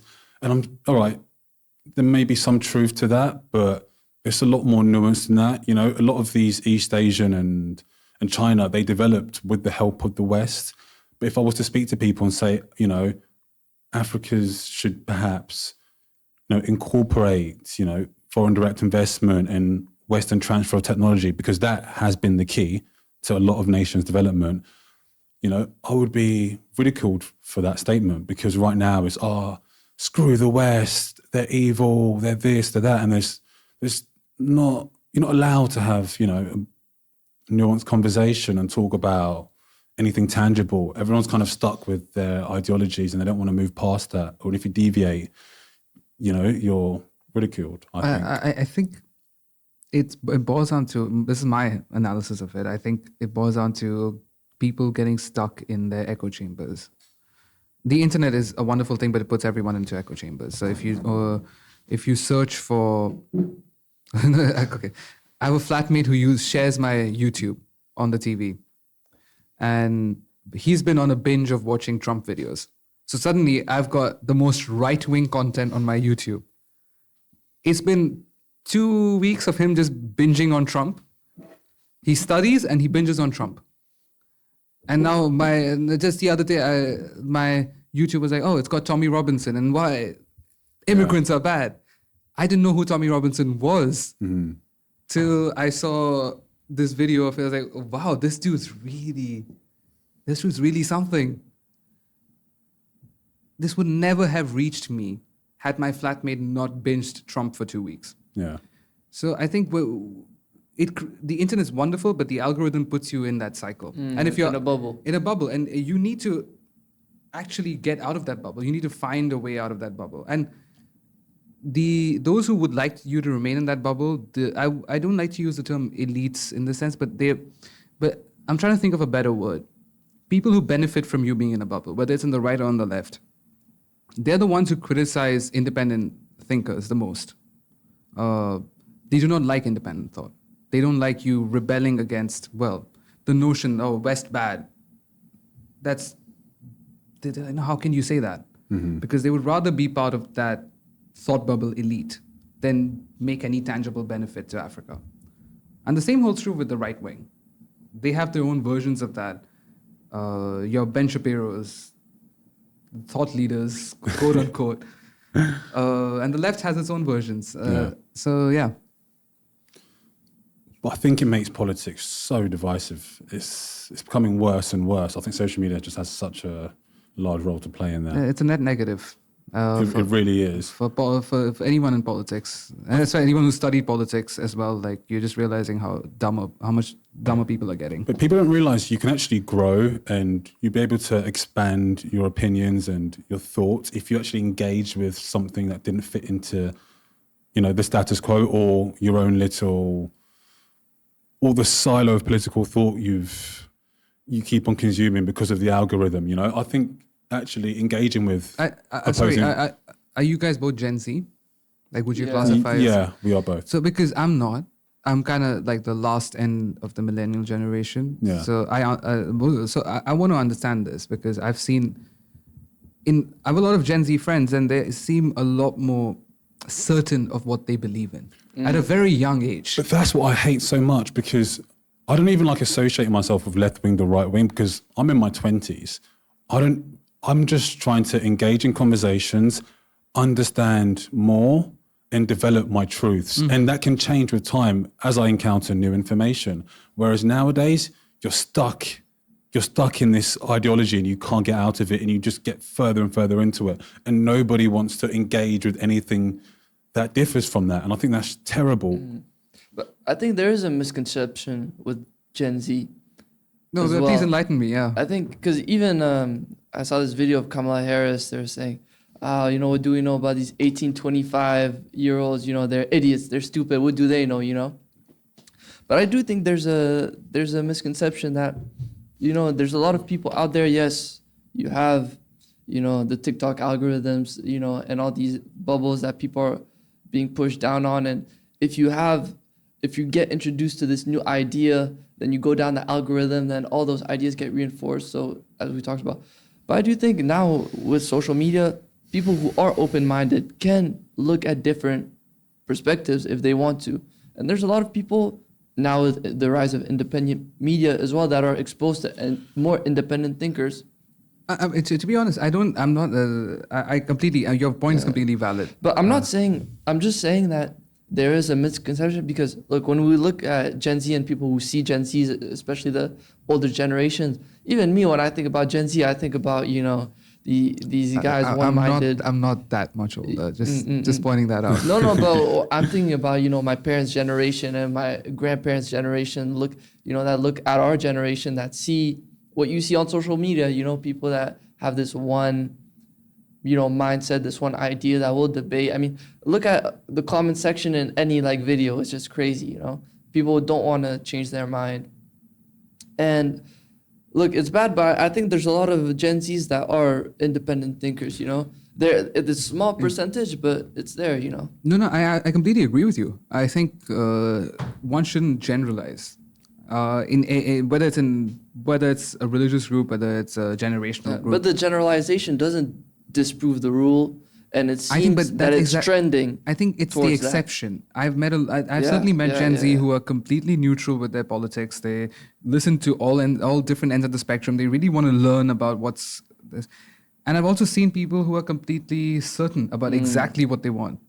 The only difference is we went through the same transition. So when I was graduating from college, it was like 20, what was it called? The 99%, we're the 99, you're the 1% in the Wall Street protests. Mm-hmm. And I was like, okay, this is very, and you couldn't help but be woke before woke became a thing. We were on the left wing then, and our views did evolve. But we actually, the difference is that the algorithm wasn't as strong when we were hooked onto social media. Of course, there are a lot of millennials who are still hooked onto social media and completely into the algorithm. But As life hits you, as other things take priority in your life, as you start working, you don't have as much time to get into a stupid Twitter fight, unless you own Twitter. But it's one of those things. Like, I think we were allowed to evolve out of it. Whereas I see a lot of Gen Z are so hooked onto the algorithm, and if the algorithm is giving you exactly what, and the algorithm has only one task, to give you what you give engagement. Yeah. If you are engaging with that, right now there's a tragedy happening in Gaza. If you're only engaging with that tragedy on a YouTube, let's say on YouTube, you see 1, 2, 3, 4, 5 videos on that particular thing. If the particular current day contemporary happenings in Gaza, the algorithm is going to keep pushing you down that rabbit hole till perhaps where you will reach the bottom edge of the algorithm, where there's an obscure preacher who's got 200 views on his channel. Mm-hmm. You would have never reached that preacher with his 200 view channel, but the algorithm will push you down that direction because the algorithm prefers extremes. They prefer extremities. It's and this is not because Facebook or YouTube designed it this way. It's just how the system works. It's also human nature. We are emotional creatures. Maybe the algorithm just looks as retention. How long are you going to view? What keeps you on the site? Okay. The more emotional you are, the more you will. I agree with you. We're emotional creatures, but we're also very curious creatures.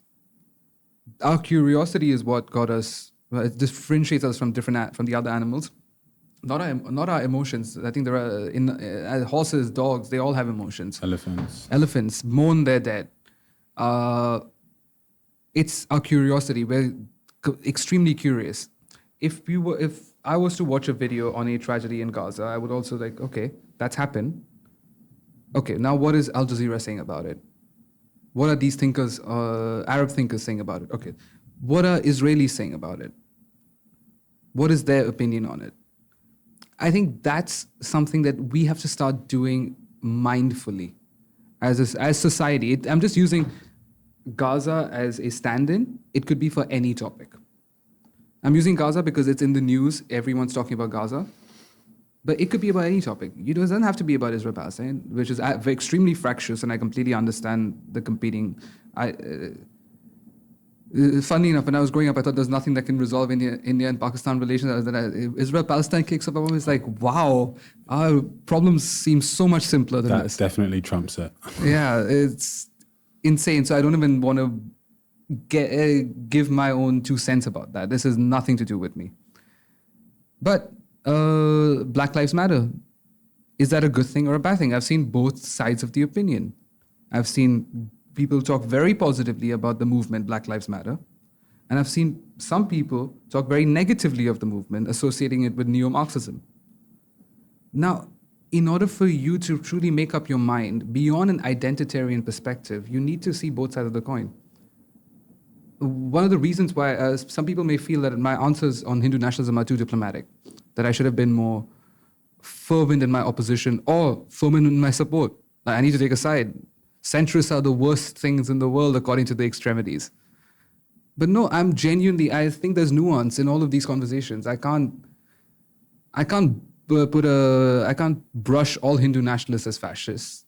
And I can't brush all of them as lovely people. And the same holds true with any conflict. And unfortunately, we don't have enough nuance. And I think maybe it's social media algorithms. So would you say the algorithms erode our innate ability of curiosity? I think I've never been on TikTok. I'm lucky I missed that generation. But I know what TikTok is like because I got hooked to Instagram Reels instead of TikTok. So I know that I'm less curious on Instagram Reels because I'm just flipping. And whatever I give more engagement to, Instagram is going to send me more of that. There are days where all I want to see are cute puppies. Instagram is just going to send me a bunch of cute puppies. If there is a day that I'm giving more engagement to a hot topic political issue, Instagram is just going to send me more political stuff. Whereas on YouTube, I actually search because I'm not watching YouTube shorts. I watch YouTube videos, sometimes in chunks, but I'm actively searching for what I want to watch. So that sort of helps. And YouTube is a very millennial social media platform. Do you think? I think so. I think a lot of a lot of my Gen Z friends are not really as YouTube junkie as I am. I'm a massive YouTube junkie. Well, then that explains it. I think YouTube allows you to be a bit more neutral on your opinions because it allows you to, because you still have to do the old school way of typing something out and searching for something. Somewhat, but you get so many shorts. Stop watching the shorts. It's so hard. They get you every single time. And the algorithm just knows you like the back of your... It just, you see something and it knows you're going to... Because it's not only the shorts, you also have the suggested... That is true, yes. Videos. And it reels you in every time. Sometimes I find it so hard to not watch what's been suggested because I just love that topic or that video is so fascinating and it's... This is really funny. And also now our phones listen to us. YouTube gets all the recommendations based on hearing our conversations. That's old news. Ads and Google has been listening. No. I was talking to a friend of mine about late stage capitalism. Yes, these are fun conversations for recent university grads. And the next thing you know, my YouTube suggested feed just became a bunch of videos on late stage capitalism. Oh, Britain's in the dumps. Why? And someone and so forth. But no, you're right. I think the algorithm is still strong, but it's definitely getting better and better, honestly. Oh no, yeah. It's I can't believe just how. Can I just say, I think genuinely all of our debates are passé because in the future, all government is going to be run by AI. I think humans have proven time and again where we're getting stupider in terms of our ability to digest complexities. Sorry, so you believe all governments? All governments will functionally be AI, but why do you need a bureaucrat to do governance or governmental work? You'll still have ministers and leaders as figureheads, but they wouldn't need a bureaucracy. Why do you need a bureaucracy if AI can do most of their work? Most of the work is clerical. Like it's just, analysis of this. How will this? Okay, AI can generate a meeting with all the stakeholders involved. Your minister goes and attends it, or they'll probably have a chief bureaucrat that still sticks around. But a lot of this stuff will just be with AI. I think AI might actually prove to be better in governing. You need a Supreme Court of 7 justices who have different political opinions. Or you can just have an AI that looks at the Constitution and says, yeah, that's not right. That's against the Constitution, sorry. Then there's the question, who is going to... Who controls the AI? Who controls the AI? If Sam Altman had his way, then it's OpenAI. Mm-hmm. I think Microsoft would also really like that. But I guess it's the wild, wild west. We're going to see a lot of AI companies fall. It's like a bit like the dot-com bubble. It's like what internet was. It's a bit... but I was too young for the dot-com bubble, but it's also a bit like early social media. Like Facebook. Yeah, I mean, I was on Facebook in 2006, 2007, when you still had to get invited to be on Facebook. It was the same with Gmail. You had to get invited to be on Gmail. Because they had only a limited number of accounts that were released. Everyone's still on Hotmail or Yahoo Mail. And we saw Yahoo died. Like we've seen a lot of companies come and go. And there'll be some AI companies that'll go, that are really big and popular now. And there'll be some that stick around. And it's too early to say who's going to win in this. It's just, all I can say is the government is completely clueless on how to deal with AI, and that's like beyond national borders. Every government is clueless. But it's a good point because people always say, yeah, AI is going to replace our jobs, but no one's thinking that it's also going to replace politicians' jobs. When it's true, but that will be the last people. We've got politicians. We had a certain Mr. Biden at 80 plus who did not know the time of the day, wanting to stick around and keep his job. Politicians, I've not met a single politician who doesn't like being a politician. Mm-hmm. Well, do they like being a politician because of the job or because of the perks and the power? Because I don't think you need to be very smart to be a politician. Yeah. But the thing is, what if they're a politician and then they control the AI? Maybe they don't need to be a politician. No, that's an interesting debate. Maybe a more autocratic society had AI come in during the time of the Soviet Union. Maybe the Soviets would still stick around. They'd find a way to fire most of the bureaucracy, but they'll still have the Politburo in place. Maybe the Chinese will use AI in that way, where the Chinese Politburo still sticks around, makes all the decisions. AI is controlled by them. I don't know. I think politicians will be the last ones to go, but I think the bureaucrats will probably be one of the first ones. which politician really wants to hear a smarmy bureaucrat who's genuinely more often than not smarter than the politician? Politicians really don't like bureaucrats. They depend on them because they're not smart enough to make the decisions themselves.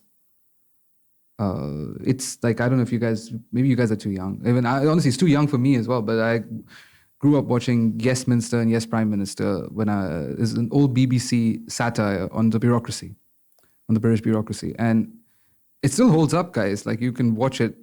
I don't know where you can watch it. I just saw YouTube clips the other day. It still holds up. The bureaucrat, and I will forever be happy in the day that the bureaucrats are out, because I think bureaucrats are just there to keep their jobs. Same with politicians, but at least I think human nature needs human figureheads.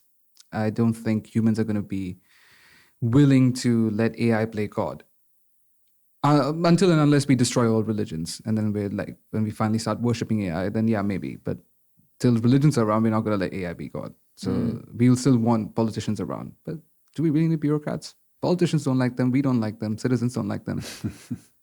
The only people who like bureaucrats are bureaucrats. Yeah, I definitely agree with you, on this AI discussion, that we need human faces. We need humans because as humans also we connect with people that inspire us, people who have gone through things, who have achieved things. These are innate things that inspire us to do more and things like that.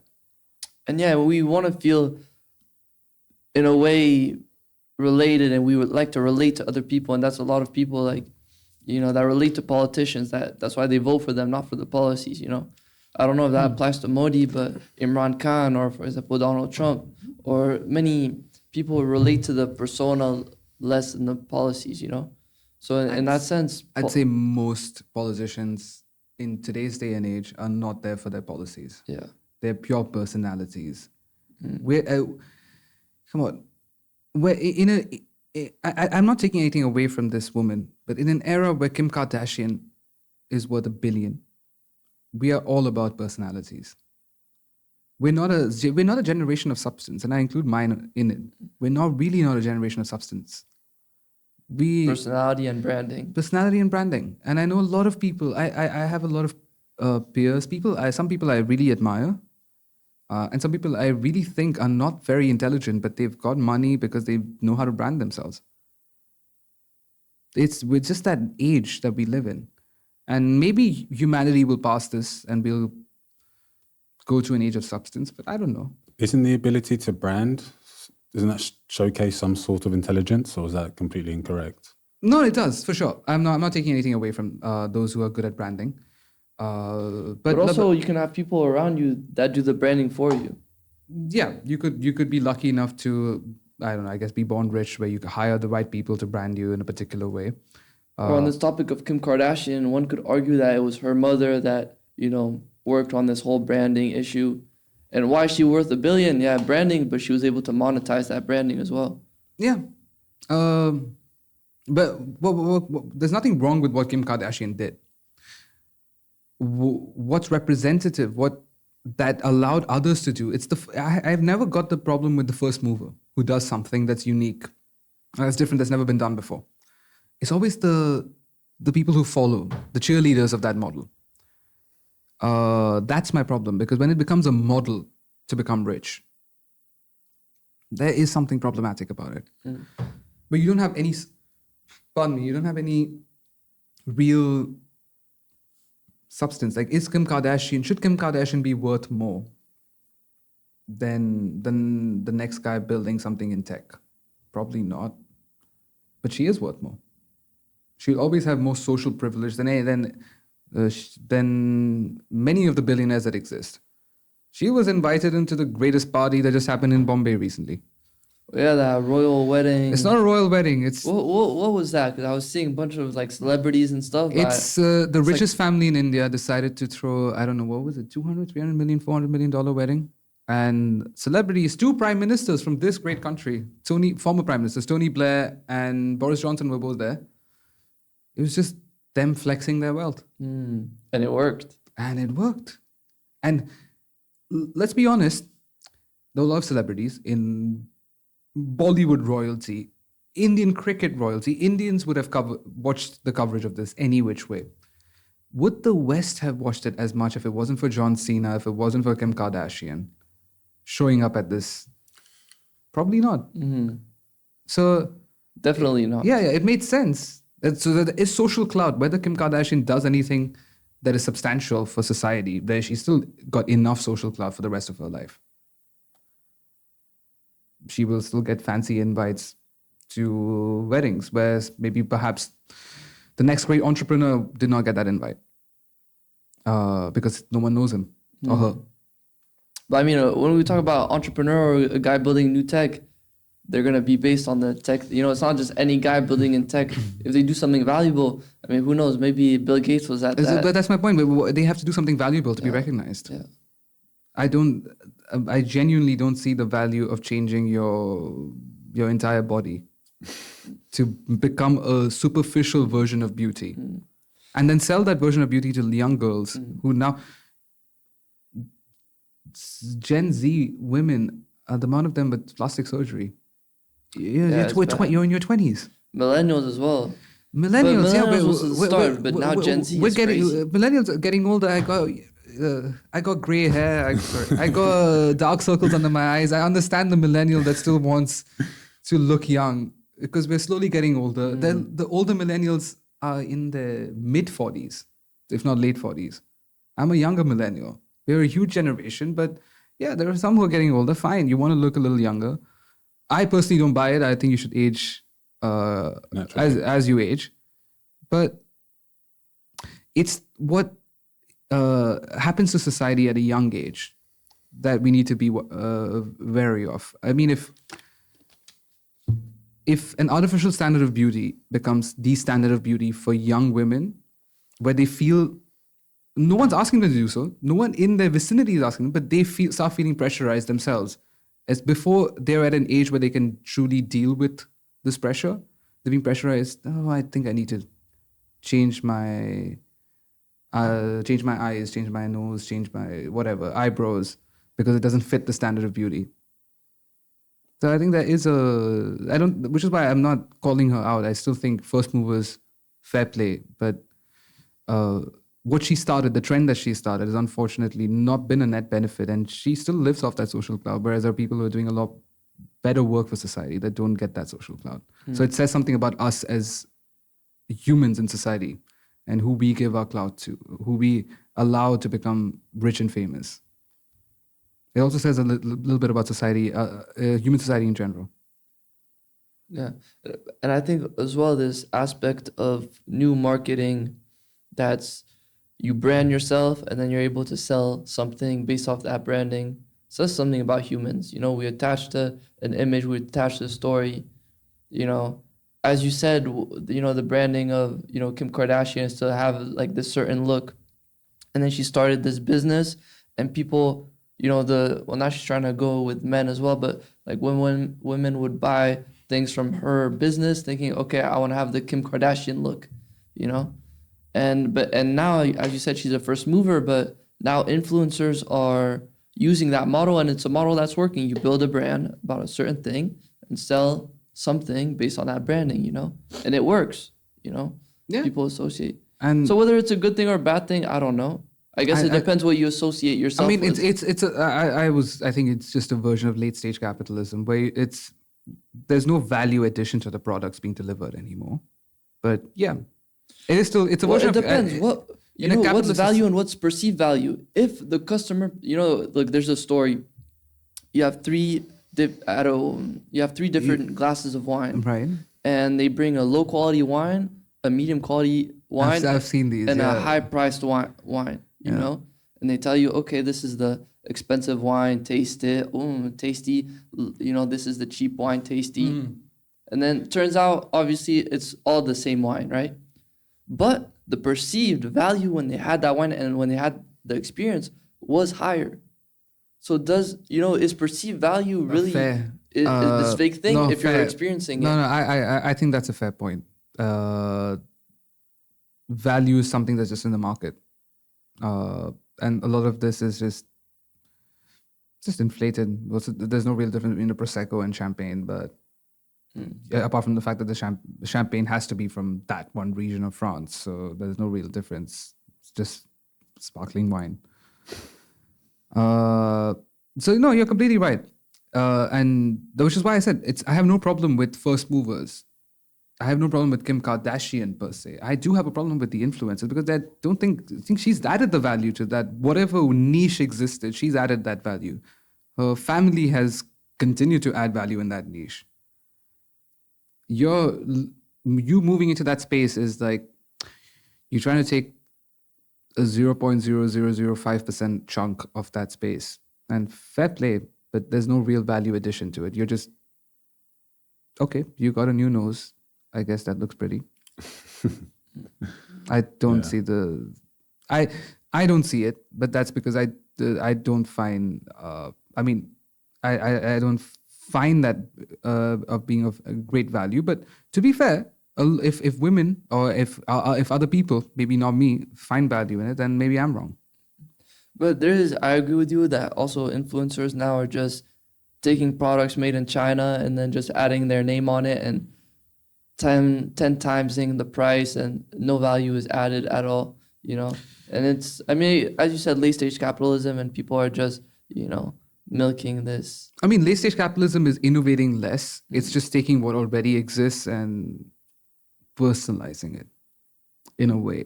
We're not really even in, we're moving towards an attention economy more than any other thing. Like what grabs your attention is what's most important. We're going to do the craziest thing to grab eyeballs and grab attention. Or artists are not recognized for their music, but about how much attention they can grab. Oh, what outfit have they worn for like this celebrity function? Or what did they say on against this political candidate? That's what grabs attention. I don't think anyone cares about George Clooney's new movie coming out, but they do care that, oh, George Clooney said Biden shouldn't run. That's what grabs attention. I think it's the attention economy. I guess, once again, I don't know where economics is going to go to. I genuinely don't know. I don't know what the answer to this is. I do see AI as a threat to everyone's jobs, apart from podcasters.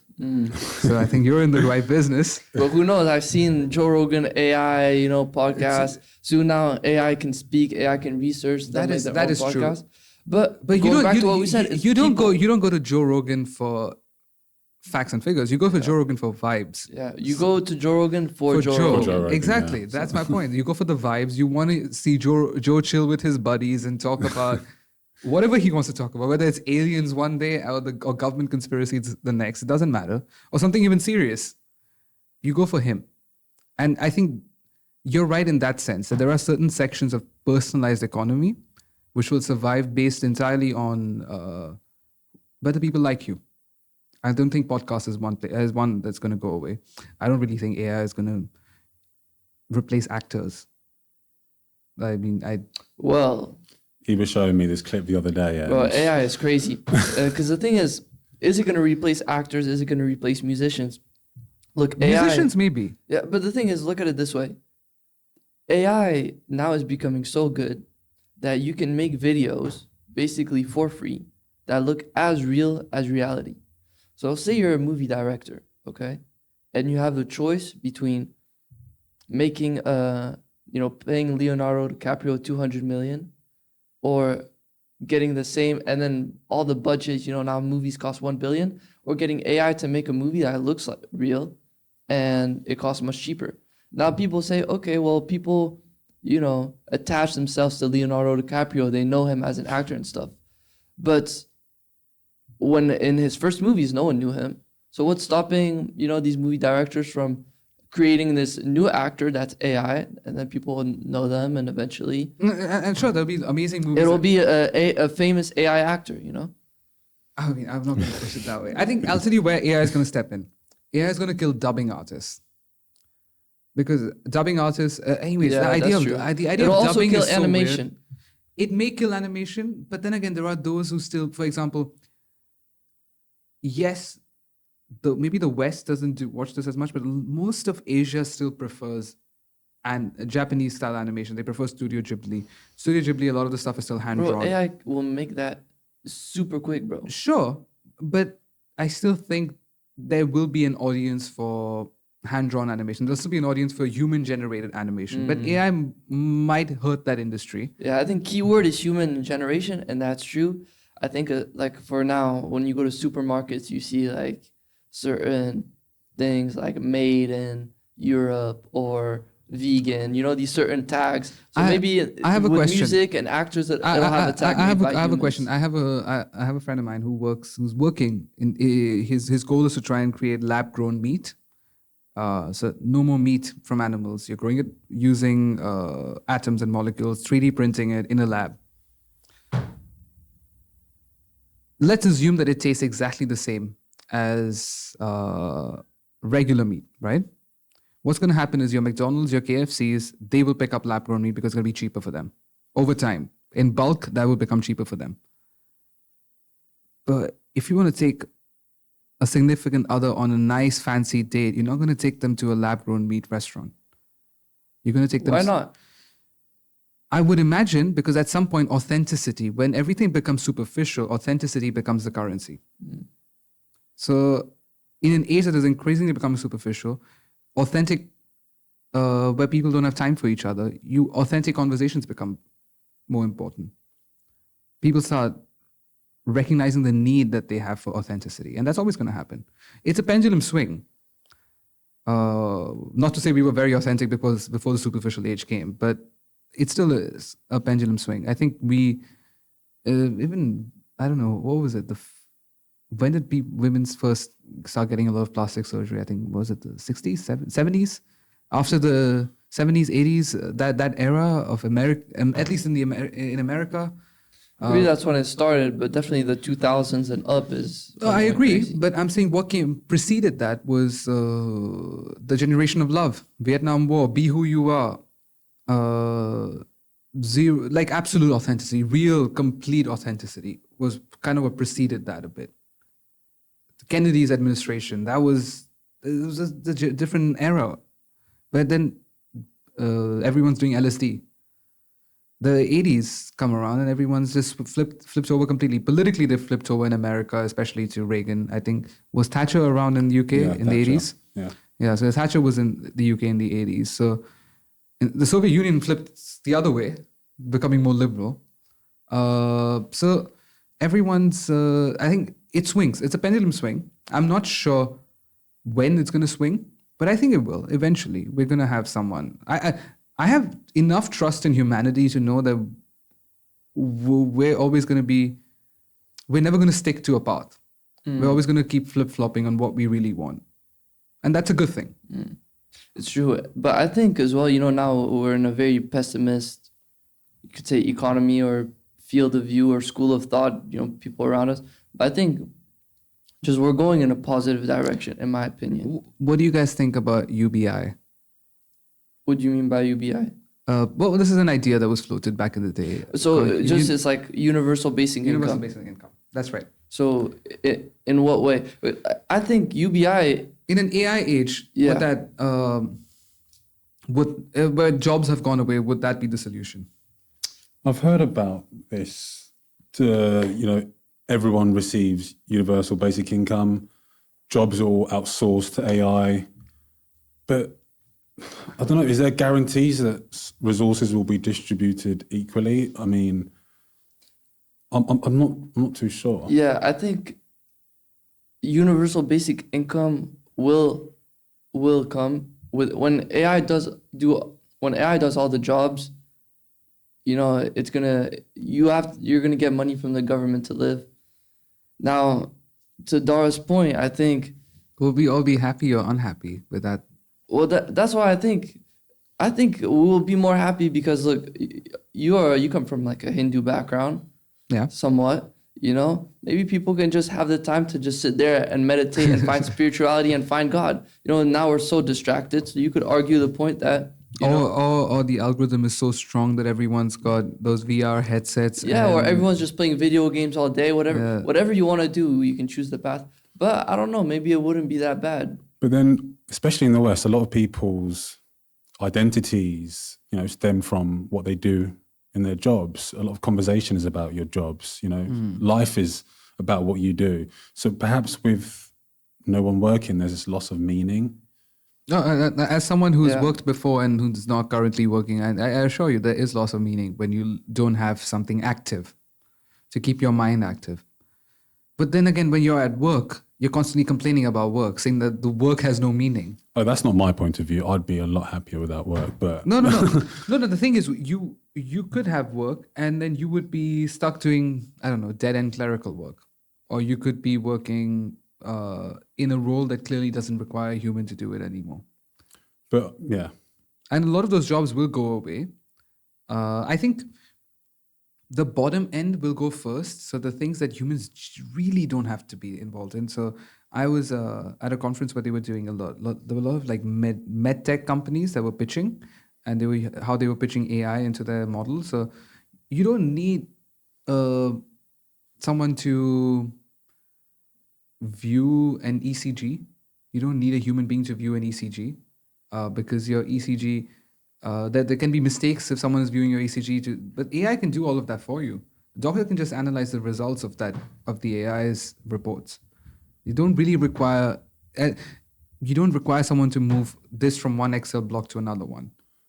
but can we guarantee AI will successfully, 100% out of the time, conduct these ECG tests? Not as it currently stands. Because right now, when you think of AI, you're primarily thinking of ChatGPT. You're primarily thinking of what's the new video model that they've come up with? I'm not Runway. Runway. Have you seen that? No, I don't know. Those Aurora, I don't know what it is. I can't remember. There's many different ones. Whatever the good ones are, you're primarily thinking of stuff that's used in media. Yeah. But you can create an AI just for doing that. It's just about creating those AIs for those specific sectors. And yeah, then you start killing off one job after another. But how does this fit into CEOs that refuse to quit? I mean, we won't have teaching assistants anymore at universities. Professors can just use AI to correct papers. But if the AI is just so much better than humans, and that's why they replace jobs, the CEOs will just go out of business, you know? No, CEOs won't go out of business. They'll make a lot of money. There's redundancy in workforce. I don't have to pay for someone. I don't have to So pay for pension. you're not necessarily saying CEO, you're saying just owner of the company, shareholders. I do think CEOs will survive. I think anyone making decisions will survive. If you're lucky, then you will be in management level before AI starts penetrating all of these spaces. Or if you're lucky, you're in tech or doing your own business. But it's going to be hard for a lot of people in different industries to really have their jobs secure for 10, 20, 30 years. I think that's key saying that decisions, because when you use AI, AI generates, but you'll maybe make it generate the same thing over and over again. And then you decide, okay, yeah, that's good. Okay, yeah, that's what I want. Have you used any AI word to image generators? Yeah. Oh, they're brilliant. They're good. They're really good. I've not used Midjourney. I've seen what Midjourney's results are, but because you got to pay for it, I've not used it. I've used some of the free ones. I've used DALL-E before it went behind the paywall with OpenAI. And bro, whatever you want, like your mind. Yeah, but you see, you haven't seen word to video. No, I've seen videos about word to video, and I think it's in early stages, and I can see in the next even 4 or 5 months, it's going to be right there. Because right now you can still see, that dude has 6 or 7 fingers instead of 5. Yeah. It's still on those early. Bro, there's a new one that came out. Now it's crazy. But look, and the thing, I said it in the beginning of this year that it was going to come out. In the beginning of this year, it didn't exist. It wasn't available, and now it's getting to that. So now 6 months ahead, let's say November, December, it's going to be... It's the exponential growth that actually scares me, because I remember I used to have these like mental debates with people in 2015, 2016. It's like, like 30, 40 years later, everything's going to be with AI. Little did I know that by the time I'm in university for my master's, everything's AI. To the point that, you don't want to say that, but a lot of kids have used AI and ChatGPT for their essays. I'm sure. But aren't you scared about what's going to happen to human ingenuity? I mean, do you think, we don't need to be as creative anymore? We're outsourcing it to this technology. And for me, I love music. It breaks my heart to think AI spells the end of music.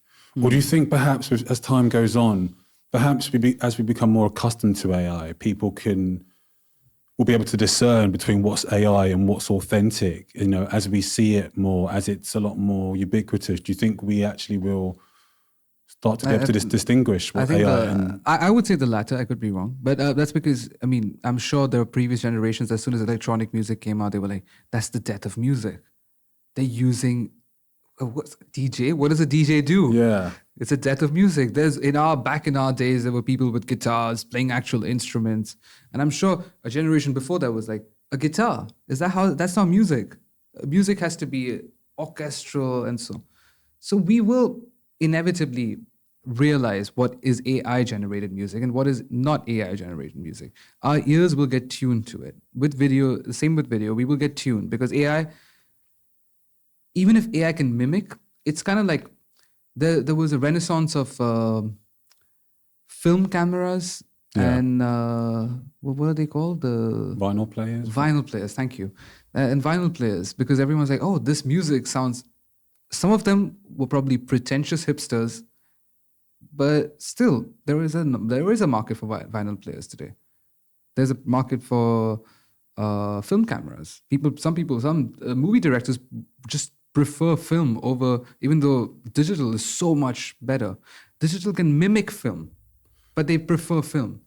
They prefer an older technology because of the grain quality, because of what the texture that they get. They say that just can't be mimicked. It's this ineffable...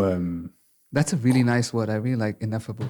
You can't explain it, Yeah. but it's just you prefer, you know, these old grainy images. They feel a bit more warm. Or if you play a record on a vinyl player, the depth and the feeling you get, it's just, you know, digital can't replicate that. There we go. So we're going to have that with AI. But then it'll be a niche, you know. The masses will be immersed in this AI world and, you know, the old ways will be obsolete. I think, but that's your generation's cross to bear. And I'm saying this quite in a jokey manner because I'll be honest, I think any music after my generation is trash. I think everyone has a certain moment in time when they're like, man, the world's changing way too much. And that's kind of, I've already been through that where it's like, I don't get this music. Like all the rap became mumble rap at some point, and I was like, there's no words. You're just noises. I do agree to some extent. I don't like saying, you know, all modern music is... The UK drill is good. Like I'm actually not a fan of UK drill. But no, I'm saying it's still got words. So I'm talking about the American rap. I actually prefer the American rap to the UK Really? drill. The melodies, the styles, the flow, that is a bit... But which era? I think after 2017, 18 is where I love old school hip hop. I grew up on Nas, Biggie, Big L, Jay. Those are my favorite rappers. Okay. So, but then I think it's a different art form, you know. They're not really focusing on lyricism. They're sort of focused... SoundCloud era. Yeah, they're focusing on something different, you know. I actually think it's a bit of a skill, you know, to not be able to articulate your words. You're just mumbling. You're not making sense. You're being completely incoherent. But they somewhat make it sound nice. I think that's a skill in itself. And they just kind of flipped hip hop and lyricism around on its head. And now it's just, they're mumbling, but people are really resonating with these sounds they're making. That's exactly my point. I come just before the precipice of the era where I can appreciate mumble rap. So to me, it's just like, what is this? Why does it exist? You will have the same thing with AI generated music at some point. And there will always be people who are interested. I still prefer to listen to older music till date. Like it's not against newer music. I just don't. Maybe there's a nostalgic factor. But there are clubs that do 2000s nights, which is a bit weird for me. But no, I completely agree with what you're saying. I much prefer older music. I grew up on a lot of jazz songs, a lot of old soul. You know, which ones? Jazz or soul or... I mean, you can give me both. I've not heard too much soul, but I like soul, but I don't know enough artists in the genre, but I know a lot in jazz. So my favorites are, I love Chet Baker. Okay, fair enough. Man's an old soul. Yeah. Like really old soul. Which Miles Davis, John Coltrane. No, that's it. You should do a jazz podcast, man. Like I'm telling you. Oh, that's my dream. We will do that. Don't you worry. You guys, those guys are just legends. But this is what I love about jazz.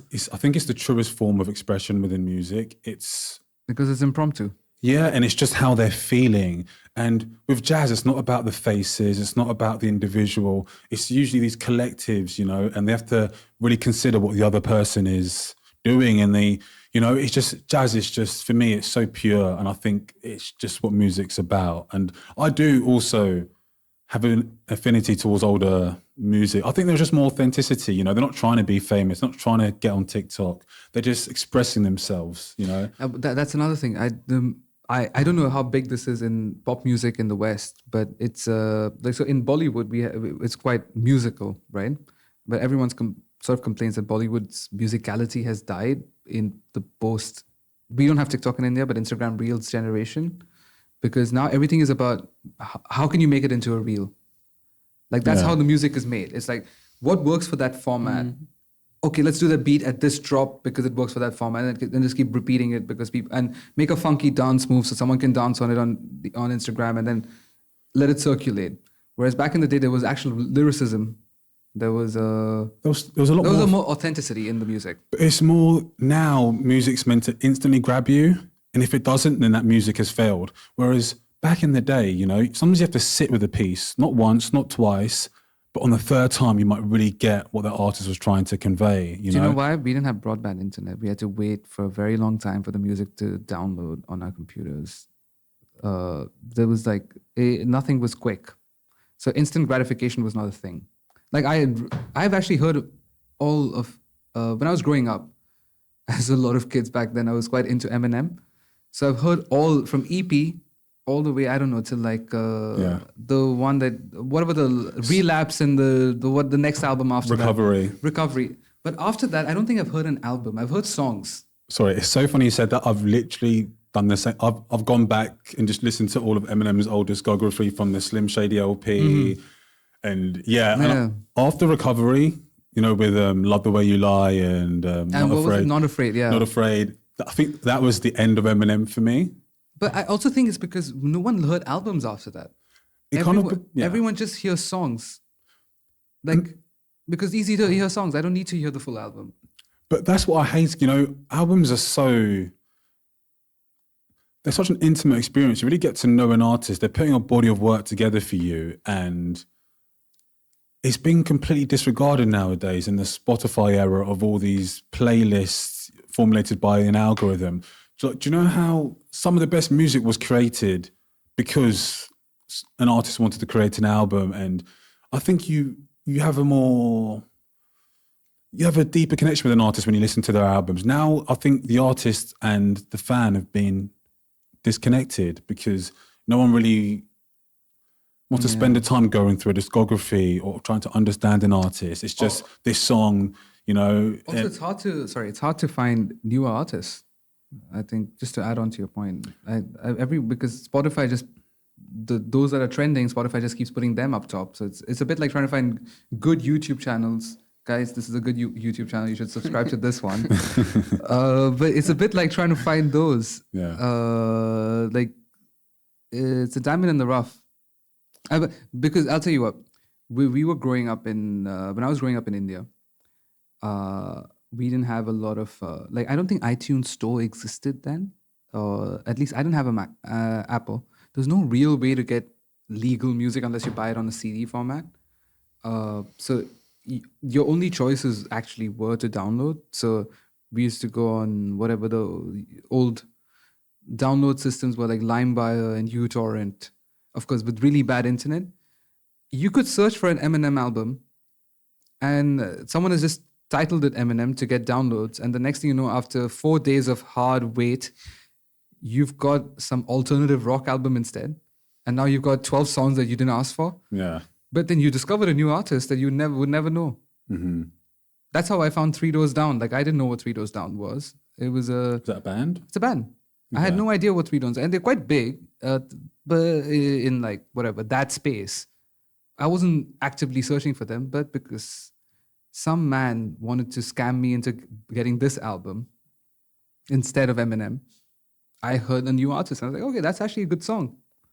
But you don't get that enough anymore. Because we don't listen to the radio anymore. It's all on demand. So I also think people like to conform, especially with music. They don't want to go beyond the scope of a certain few artists. You know, they don't actually care to listen to some independent artist who's very talented guitarist, let's say, because it's not your Drake, it's not your comfort zone. Yeah, and it doesn't fit in with what everyone else is listening to, and I think that's such a shame. But I'll be honest, that changes a little bit with age.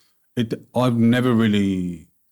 I grew up in a house where you love music, so personally, that hasn't ever been the case for me. But I look around, and a lot of people are scared to go beyond a certain few artists which are in the charts because it doesn't play on the radio or no one else listens to it, and I think that plays a big part in us hearing the same old tired artists in the algorithms on the radio and whatnot. I mean, I could be wrong, but like a lot of my taste has changed with time. I went through an entire phase where all I wanted to listen was progressive trance, and now if you look at my the songs that I listen to, I prefer just I don't know, like instrumentals. I'm not even concerned about music. It's like it doesn't matter. It could be like Assassin's Creed's theme. Like I'm just. And actually, it's my flatmate who put me up to this because he's been on a Hans Zimmer binge. He's studying for an accounts exam, and now he's just like, this is my focus music. So I'm hearing a lot of Hans Zimmer in the house. And I was like, this is amazing. It's so cinematic, and you're just so immersed in the music. It's so absolutely. emotional. But people don't have the attention span, I feel. Would the younger generation listen to Hans Zimmer? I don't think so. I mean... I think that's my point. Like you will get that. There will be those people who already do, and there'll be some who will get to it as they age a bit. Because after a point, you don't want to listen to pop. Evolves for the next generation, and then it evolves out of your generational space. But then you're a millennial, right? Late, yeah. I was, so a lot of your childhood was in a time where the internet wasn't that prevalent. I'm a younger millennial, so you could say that. Yes, my childhood was mostly without the internet, but as I got into my teenage years, I was like growing up with the internet. So that's why I was on Facebook at 14 and so on and so forth. Same as us. But I think perhaps with the younger generation who've grown up with TikTok and they don't really know life beyond social media, maybe they just stay between, these bounds of only liking what's in front of them, only liking what's socially acceptable. Talking about Generation iPad. Yeah, maybe for them, they won't naturally develop to expand their musical tastes. Or you think, as we develop, I think it's inevitable. You think? Yeah. I hope you're right. I really hope you're right. I genuinely think so because my parents love old Bollywood. Like I'm saying 50s, 60s. Like as a kid, I couldn't stand it. I was like, what is this music? The musicality of it, I didn't really understand. The lyrics were in a form of, well, it's not even Hindi, it's Urdu, but like a more fancy form of Urdu that existed back in the day. And I was like, I don't really understand it because I wasn't paying attention. As you grow old, you're like, I love these songs. Because they're also reminiscent of not just my love for that sort of musicality, but it's also the innocence of that time. But also, you can appreciate it at a later stage because you're looking at it in reminiscence. So if you want your kids or the next generations to have good music taste, you got to expose it to them. If you let them choose for themselves, they're going to choose trash. Like all of us, it's like telling a kid, choose what you want to eat. They're going to go for the chicken nuggets. But no, the chicken nuggets are fine every now and then, but you want to expose them to nicer things. So you will expose them to maybe not Slim Shady EP, but... you could say the algorithm would expose you to new things. Yeah, but that's fine, yeah. It's just when they're on YouTube or Spotify and searching for new music, you silently just put in a few songs of your own. It's like, I'm going to play this song right now. Let dad or let whatever. No, you kids don't know anything. I'm going to play a song for you. And the next thing you know, the algorithm changes a bit. Yeah. But you mentioned something that you don't have TikTok in India. You don't have TikTok in India. Why is that? The government banned it. Really? Yeah. It's funny you mentioned that because I also wanted to ask you. We've gone back to India, okay. No, because I did actually want to ask you about Modi's somewhat illiberal democracy. I believe there's some... Is there such a thing in liberal democracy? I don't know. You tell me. I'm trying to find out more. Perhaps Modi's government is the example of this. No, I don't think that we ever... I don't think we ever existed in a liberal democracy. Illiberal. No, I don't think we ever existed in a liberal democracy in India, at least. Like okay. I can't you don't speak. think that was present? The previous government threw people to jail for drawing cartoons on their leaders. So maybe it's just my left it's brain. it's just one of those things where yes, those guys were just more palatable to the left. Okay. So if your exposure to India is through that prism, then yes. Having said that, Modi did not ban TikTok. TikTok existed in India for a couple of years. I was as I said, I was in Bangalore, Silicon Valley of India, where all the tech entrepreneurs are. I was sharing a cab ride, and Bangalore has the worst traffic in the world, but you get the best conversations in the cabs that you share. I was in a cab ride back to the city from like the outskirts with a tech entrepreneur, a guy who's worked for 20 years in the Bay Area in cybersecurity. He says, I'm shocked that the Modi government, with all their national security and bravado about national security, has allowed the Chinese to come into technology space. Because TikTok hadn't been banned then. He's like, this is just PSYOPs operation from China. Psychological ops operation from China. That was his perspective. Okay. I don't know how true it is, or I don't claim to know. But he was just like, for a country like India, which is in a way in a position that is so vis-a-vis China, they're the weaker power. And also they share a massive border that they disagree on. If I'm not mistaken, the largest border in the world that is disputed between India and China. Both nuclear armed nations, both have armies on the border. We cannot allow them into our IT services and this sector, in the technology sector. They cannot be allowed to dominate technology in India, was his perspective. He was explaining to me how the AI in TikTok is better than Meta's AI and other AIs. This was in 2016, 17. It's like how it's the smallest change in your pupil dilation, and they know exactly what. I don't know how true it is, once again. How much of it is just him, or that person. But anecdotally, there were calls for the Modi government to ban it before he banned it. He banned it in 2020. India had just been hit by the first wave of the pandemic, a pandemic that everyone was already annoyed at China about. And the next thing you know, the Chinese have started to move into Indian territory. So not only is the Indian state machinery distracted from the Indian perspective from a virus that originated in China, they also now have to deal with Chinese troops marching into India, trying to salami slice territories in the Himalayas, leading to clashes on the border, which is when India revoked a lot of licenses for Chinese companies and banned 100 plus apps, one of which was TikTok. But in my opinion, it's a net positive. It's just that we lost TikTok, but we got Instagram Reels. So it's not like we genuinely benefited as a society, because the worst aspects of TikTok, I don't think, were PSYOPs. The worst aspects of TikTok are what the effect it has on our attention spans. Yeah. But you're getting that anyways from Instagram or So maybe that is YouTube a Shorts. psyop.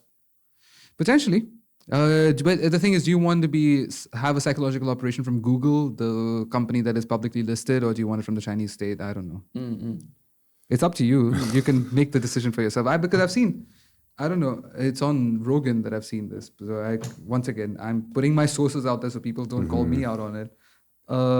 Where they were showing, someone was showing Rogan what the Chinese version of TikTok is. Like what's on there. It's like how to be a good student, how to do this properly, how to get up on time, sleep on time. That's the way the government pushes content on TikTok in China, or forces the company to push that up on the platform.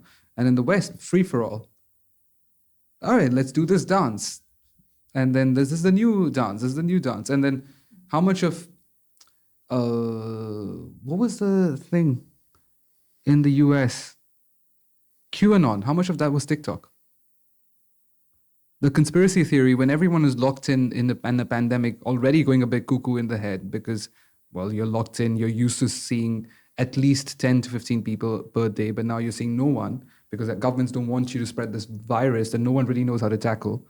And then out of nowhere, you get conspiracy theories on TikTok and other social media platforms, and they put you down rabbit holes because you hear one and say, oh, that sounds plausible.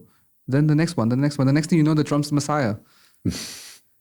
But that's the thing, it can happen to anyone. I'm not bemoaning those poor people. I'm not saying that they're idiots like a lot of people in the left in the US tend to do. They're real people who just were put in a tough spot and then were pushed down this rabbit hole. There's entire Reddit communities of family members who are trying to get their family out of the QAnon cult. It's a cult at the end of the day, but it's a cult generated on social media. So yeah, is it a psyop? I would still trust Google more than I would trust the Chinese state. But then again, I'm biased, CEO of Google's Indian, so there is. But in the case of bias. Instagram, it's Meta. Yeah, Zuckerberg. to be fair, then you're just flipping a coin, right? But then again, I don't think Mark Zuckerberg can ever mean bad because he's not really human. So The reptile. But I think there's a political aspect maybe behind the banning of TikTok that India and China are quite sure, at it a lot of helps tension. Indian apps who are trying to enter the same space, but not really. But you don't think it's maybe a political move as well? It's a political move in the sense that it allows the government of the day to claim that they're hard on China, but that's not really doing anything. If they really wanted to make a political move, they would have made it before the conflict started in 2020. They would have done it when tech experts, cybersecurity experts were telling them when TikTok was first coming in that you got to ban this app. That's when they would have done it. They would not have allowed the Chinese. The Chinese have occupied all the lower end smartphone market in India.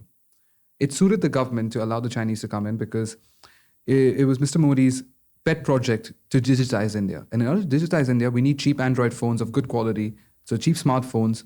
It helped the largest industrialist in India because he wanted to start a server, what's it called? Like, what would you call EE? A network provider. He wanted to be a network provider as well. So he was giving free internet. So you got mixed free internet for a certain period of time for poor and people owning their first smartphones. Cheap smartphones of Chinese origin. In a government project to digitize India, everything was working amazingly well. So it worked for this government project. But was it good for India's national security to have the Chinese involved in an industry where India had not allowed for the Chinese to ever be in before? You could make the argument no. So they were probably too late. Okay. What do you think about the India-China border dispute? Could this escalate? I can't. I'll be honest. The India-China border dispute is entirely in the hands of the Chinese, whether the Chinese want it to escalate or not. And the Chinese, I have never claimed to know what's going on in the minds of that Politburo. I don't think anyone does. They're inscrutable. It's one of those things that, but it's not a racist remark when I say this. And usually that's when the most racist things come out of people's mouths. But the Chinese civilization historically was isolated from the rest of the world. It's got the Himalayas blocking it from India. And it's got a massive desert called the Gobi Desert that blocks it from most of Central Asia. It was blocked in, it was hemmed in. And most of what is Chinese civilization comes from the eastern end of China. So their cultural norms are entirely their own. It's hard there are no parallels for it.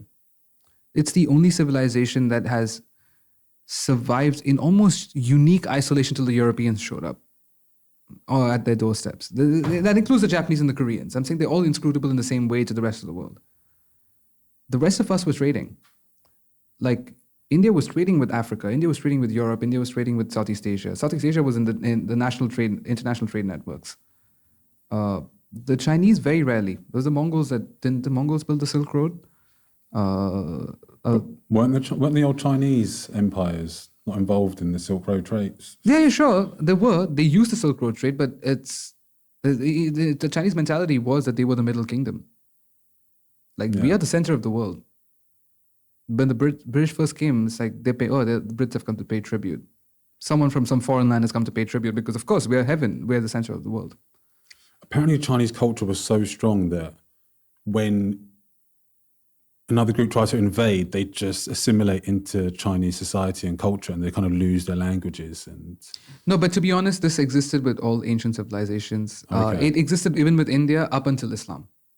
Mm-hmm. So, like I said, when I was pointing out to the Greeks who settled in India became Buddhist. It's only with Islam, because those Muslims didn't come in only as Muslims. They came in with already being Persianized. So another classical civilization already had they weren't Persian, but they were Turks who had been Persianized. So they spoke Persian. their literary language was Persian. They were already, there's an ancient civilizational pull to them already. So India didn't have that pull anymore. But a lot of historically, a lot of people, nomads tend to integrate better. And nomads were used to be the ones that conquered other places. Okay. So, and they used to just pick up the local language, local religion, local culture. Okay, makes sense. Yeah, Mongols became pretty Chinese in China, but Mongols became pretty Persian in Central Asia. Like all the Khanates and everything in Central Asia all adopted Islam. They all became kind of Persianate. They started speaking Persian because that was the civilization they were exposed to there. I'm sure there were some Mongols who became pretty Russian because there were some Mongols that moved sort of towards southeastern Russia. Yeah. So it's not a unique trait to the I just think it's a Chinese. nomadic thing. Nomads tend to pick up other cultures. Yeah. It's harder for people from settled societies to pick up other cultures. They tend to retain their culture a bit more. Yeah, makes sense. How do you see, so we talked about, in the next 25 years, India might become either like Brazil or like China. But that's if we get down 25 years from now. Mm-hmm. So there's a lot of tension going on with, around India. So we talked about this China conflict. We talked about the Pakistan conflict. Okay. How do you kind of see India's position as a kind of international force, and how do you kind of see the future of its conflicts? I think if India can manage its India's international pull is always limited to its domestic politics. So if in case we need to deal with Bangladesh on, let's say, opening a trade corridor, we have to deal with the state of West Bengal first. If you have to deal with Sri Lanka on something, we've got to deal with the state of Tamil Nadu first. So unfortunately, Indian politics has always been vetoed by the interests of its domestic politics. Which is why India's been unable to have a greater international footprint. Modi was unique in some ways because he was able to do so, but he was also able to do so because he didn't need to take any assent from the states because he had an absolute majority for 10 years. Now he doesn't have that majority, so he's probably going to need some amount of negotiation with the states.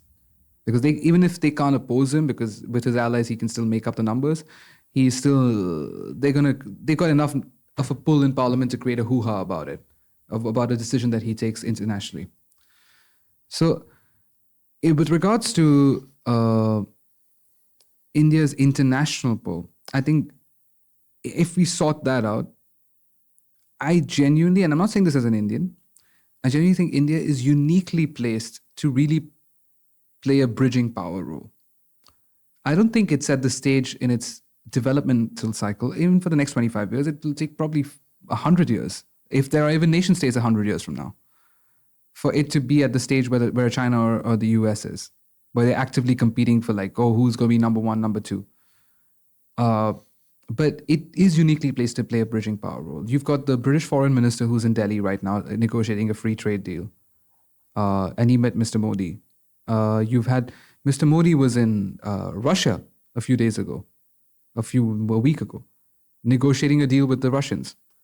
It's uniquely placed. It's one of the few countries in the world that has advocating for peace as well. Advocating for peace as well, but directly to Putin. No one else has been doing it. It's treating him like a bad guy is not going to solve the conflict. It's the only one in the world that has decently good relations with Iran and Israel, with Saudi Arabia and Iran. It can play a bridging power role. Even with we talk about the competition with China, they actually collaborate with China on a lot of things. On the, let's say, economic models on how the global economy should be run, they're all part of BRICS wanting to de-dollarize. They're saying we don't want the dollar. We will trade with each other in our local currencies and on the local exchange rate instead of having it to do with the dollar. With the US, they will collaborate on security issues, because they were worried about China, they'll collaborate. Oh no, okay, we'll be part of Quad with the US, India, Australia, and Japan. So they will buy weapons from the US, they'll buy weapons from Russia. From France as well. Let's not get into what the Rafale deal was. That's a whole political quagmire in India. But yes, France is one of the biggest providers, especially for fighter jets. Yeah. That's why they made that deal where they provided over 20 fighter jets to India. I think... But France and India have a good relationship as well. I think India will play a similar role to what France used to play in the Cold War. So France is a Western country. but also wasn't the most anti-Soviet Western country either. There was a sort of neutrality to France, which is why having France in the Security Council was so important during the Cold War. Because on the one hand, you got the US and the UK, on the other hand, you got Russia and China. They're kind of doing in their blocks. But France is the only one that's kind of stayed neutral. Yes, it's more aligned to the US, but a socialist government can exist in France. You can have communists run for elections in France. I try doing that in the US or the UK. Apart from the vicinity that we are currently in, I don't think anyone really supports communism in the UK. Yeah. So, but that's the truth. And I think India can play a similar role, perhaps in the great Asian power politics. A lot of countries would like India to be more active. It's at least that seems to be the trend. I do not think the Iranians mind India too much. I don't think the Saudis mind India's activity too much. I don't think the Israelis mind it too much. And that's functionally based on one core principle of Indian foreign policy is sovereignty. They respect the sovereignty of other states, including the state of Pakistan that they believe has occupied territory of their own. India was still one of the first countries to recognize Pakistan as an independent state. But India has never also shown expansionist It's intentions. not, I mean, historically, you could say certain kingdoms expanded outside of the subcontinent, but no, I don't think Indians are generally not concerned with expanding too much. We're quite happy, you got to understand it's a subcontinent. It's got its own culture and civilization tied into that subcontinent. Indians will go ahead and work in other countries and cultures, and they will integrate as much as they want to, and they will not integrate. Maybe they won't change their religion, but they're not going to be the minority that stands out. They will be the silent minority, or they'll be a minority that's going to do their job and then go back home if they want to go back home. India is very deep for Indians who are not from an Abrahamic religious background. India is very a deeply emotional connect for those people. I'm going to include the Zoroastrian community in India because Zoroastrians are originally from Iran, but they're not. Iran is not even though that's where their religion was formed. A lot of their cultural centers and everything has been in India for the last 350, 400 years. So a lot of people are emotionally connected to India. So there's always going to be that. But I think the Indian diaspora will change the way India plays internationally. And that I don't know what's going to happen because I have a unique take on diaspora politics. They always take the culture that they left with and they stick to it. So for example, if the diaspora leaves in the 1980s, if they left 1980s India and came to the UK, they're stuck to 1980s Indian culture, whereas India's in the 2020s. So there's been a 40-year evolution in India, which they have not experienced. So how much of that also changes their cultural mindset? Sometimes I've met Indians in the UK that are far more conservative than Indians in India. In terms of value systems, they're more conservative, they're more orthodox with their spiritual and religious beliefs than Indians in India. I've got very close friends who are British Pakistani. I've got close friends who are Pakistani. And I think the British Pakistanis are more conservative than the Pakistanis. Because once again, there's a cultural evolution that's taken place in the homeland. But there's also, because you're a minority group in another culture, you start becoming very protective of who you are. So it's only a natural tendency to hold on to what you think are your roots. But the diaspora will play a role. I just don't know what role they will play in pushing India's international standing or pushing India in the international space. But what I can say is we've had a British Prime Minister of Indian origin. We've had a Portuguese Prime Minister of Indian origin. We've had an Irish Prime Minister of part Indian origin. We're very close to having an American president of part Indian origin. I don't know if it's going to be Kamala Harris or Vivek Ramaswamy. Is one of them. They are politically involved. So, and once you become politically involved, then you start seeing trends which will actually be a net benefit to India, to have people of its origin politically involved internationally. They will push, whether consciously or subconsciously, they will still push for better relations with India. And India will benefit, but it's going to be interesting to see how India benefits. Because sometimes it so happens that if you're Rishi Sunak, who's serving the Conservatives, how much can he push for good relations with India if the conservatives voting base doesn't want migrants from India? If they have a problem with migration from India, how much can he push for that? Even if he's personally fine with it, he can't really push for it. He also has to appeal to his own voting base. So all of those things are nuances and factors that we have to consider. India as a whole, I would say for the next 25 to 30 years as a bridging power only. I don't think anything's going to change between India and China, and I don't think anything's going to change between India and Pakistan. That's a bit of path dependency, like they're stuck in those paths. And also, we genuinely don't know what's going to happen in Pakistan. Pakistan is one of the most chaotic nations I've ever come across. The more you deep dive into Pakistan, the more confusing it becomes.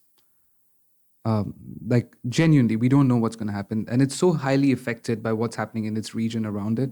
So with the Taliban in Afghanistan and the Taliban not agreeing with the border with them, that's created a whole new avenue for them to deal with. There's Iran and Pakistan share a fractious border as well. The Chinese are involved with the China-Pakistan economic corridor. So I don't know. The only thing that's that's the only bit of chaotic energy in the India story is Pakistan.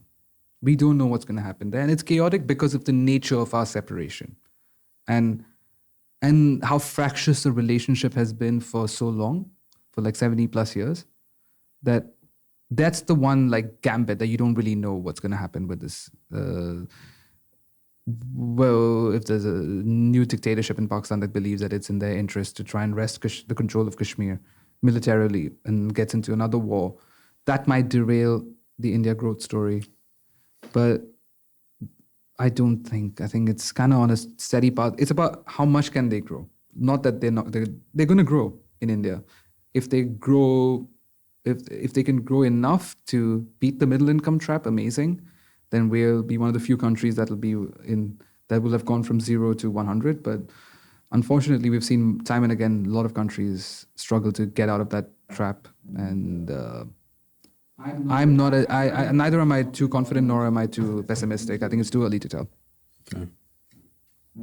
Rishab, Thank you so much. it was lovely.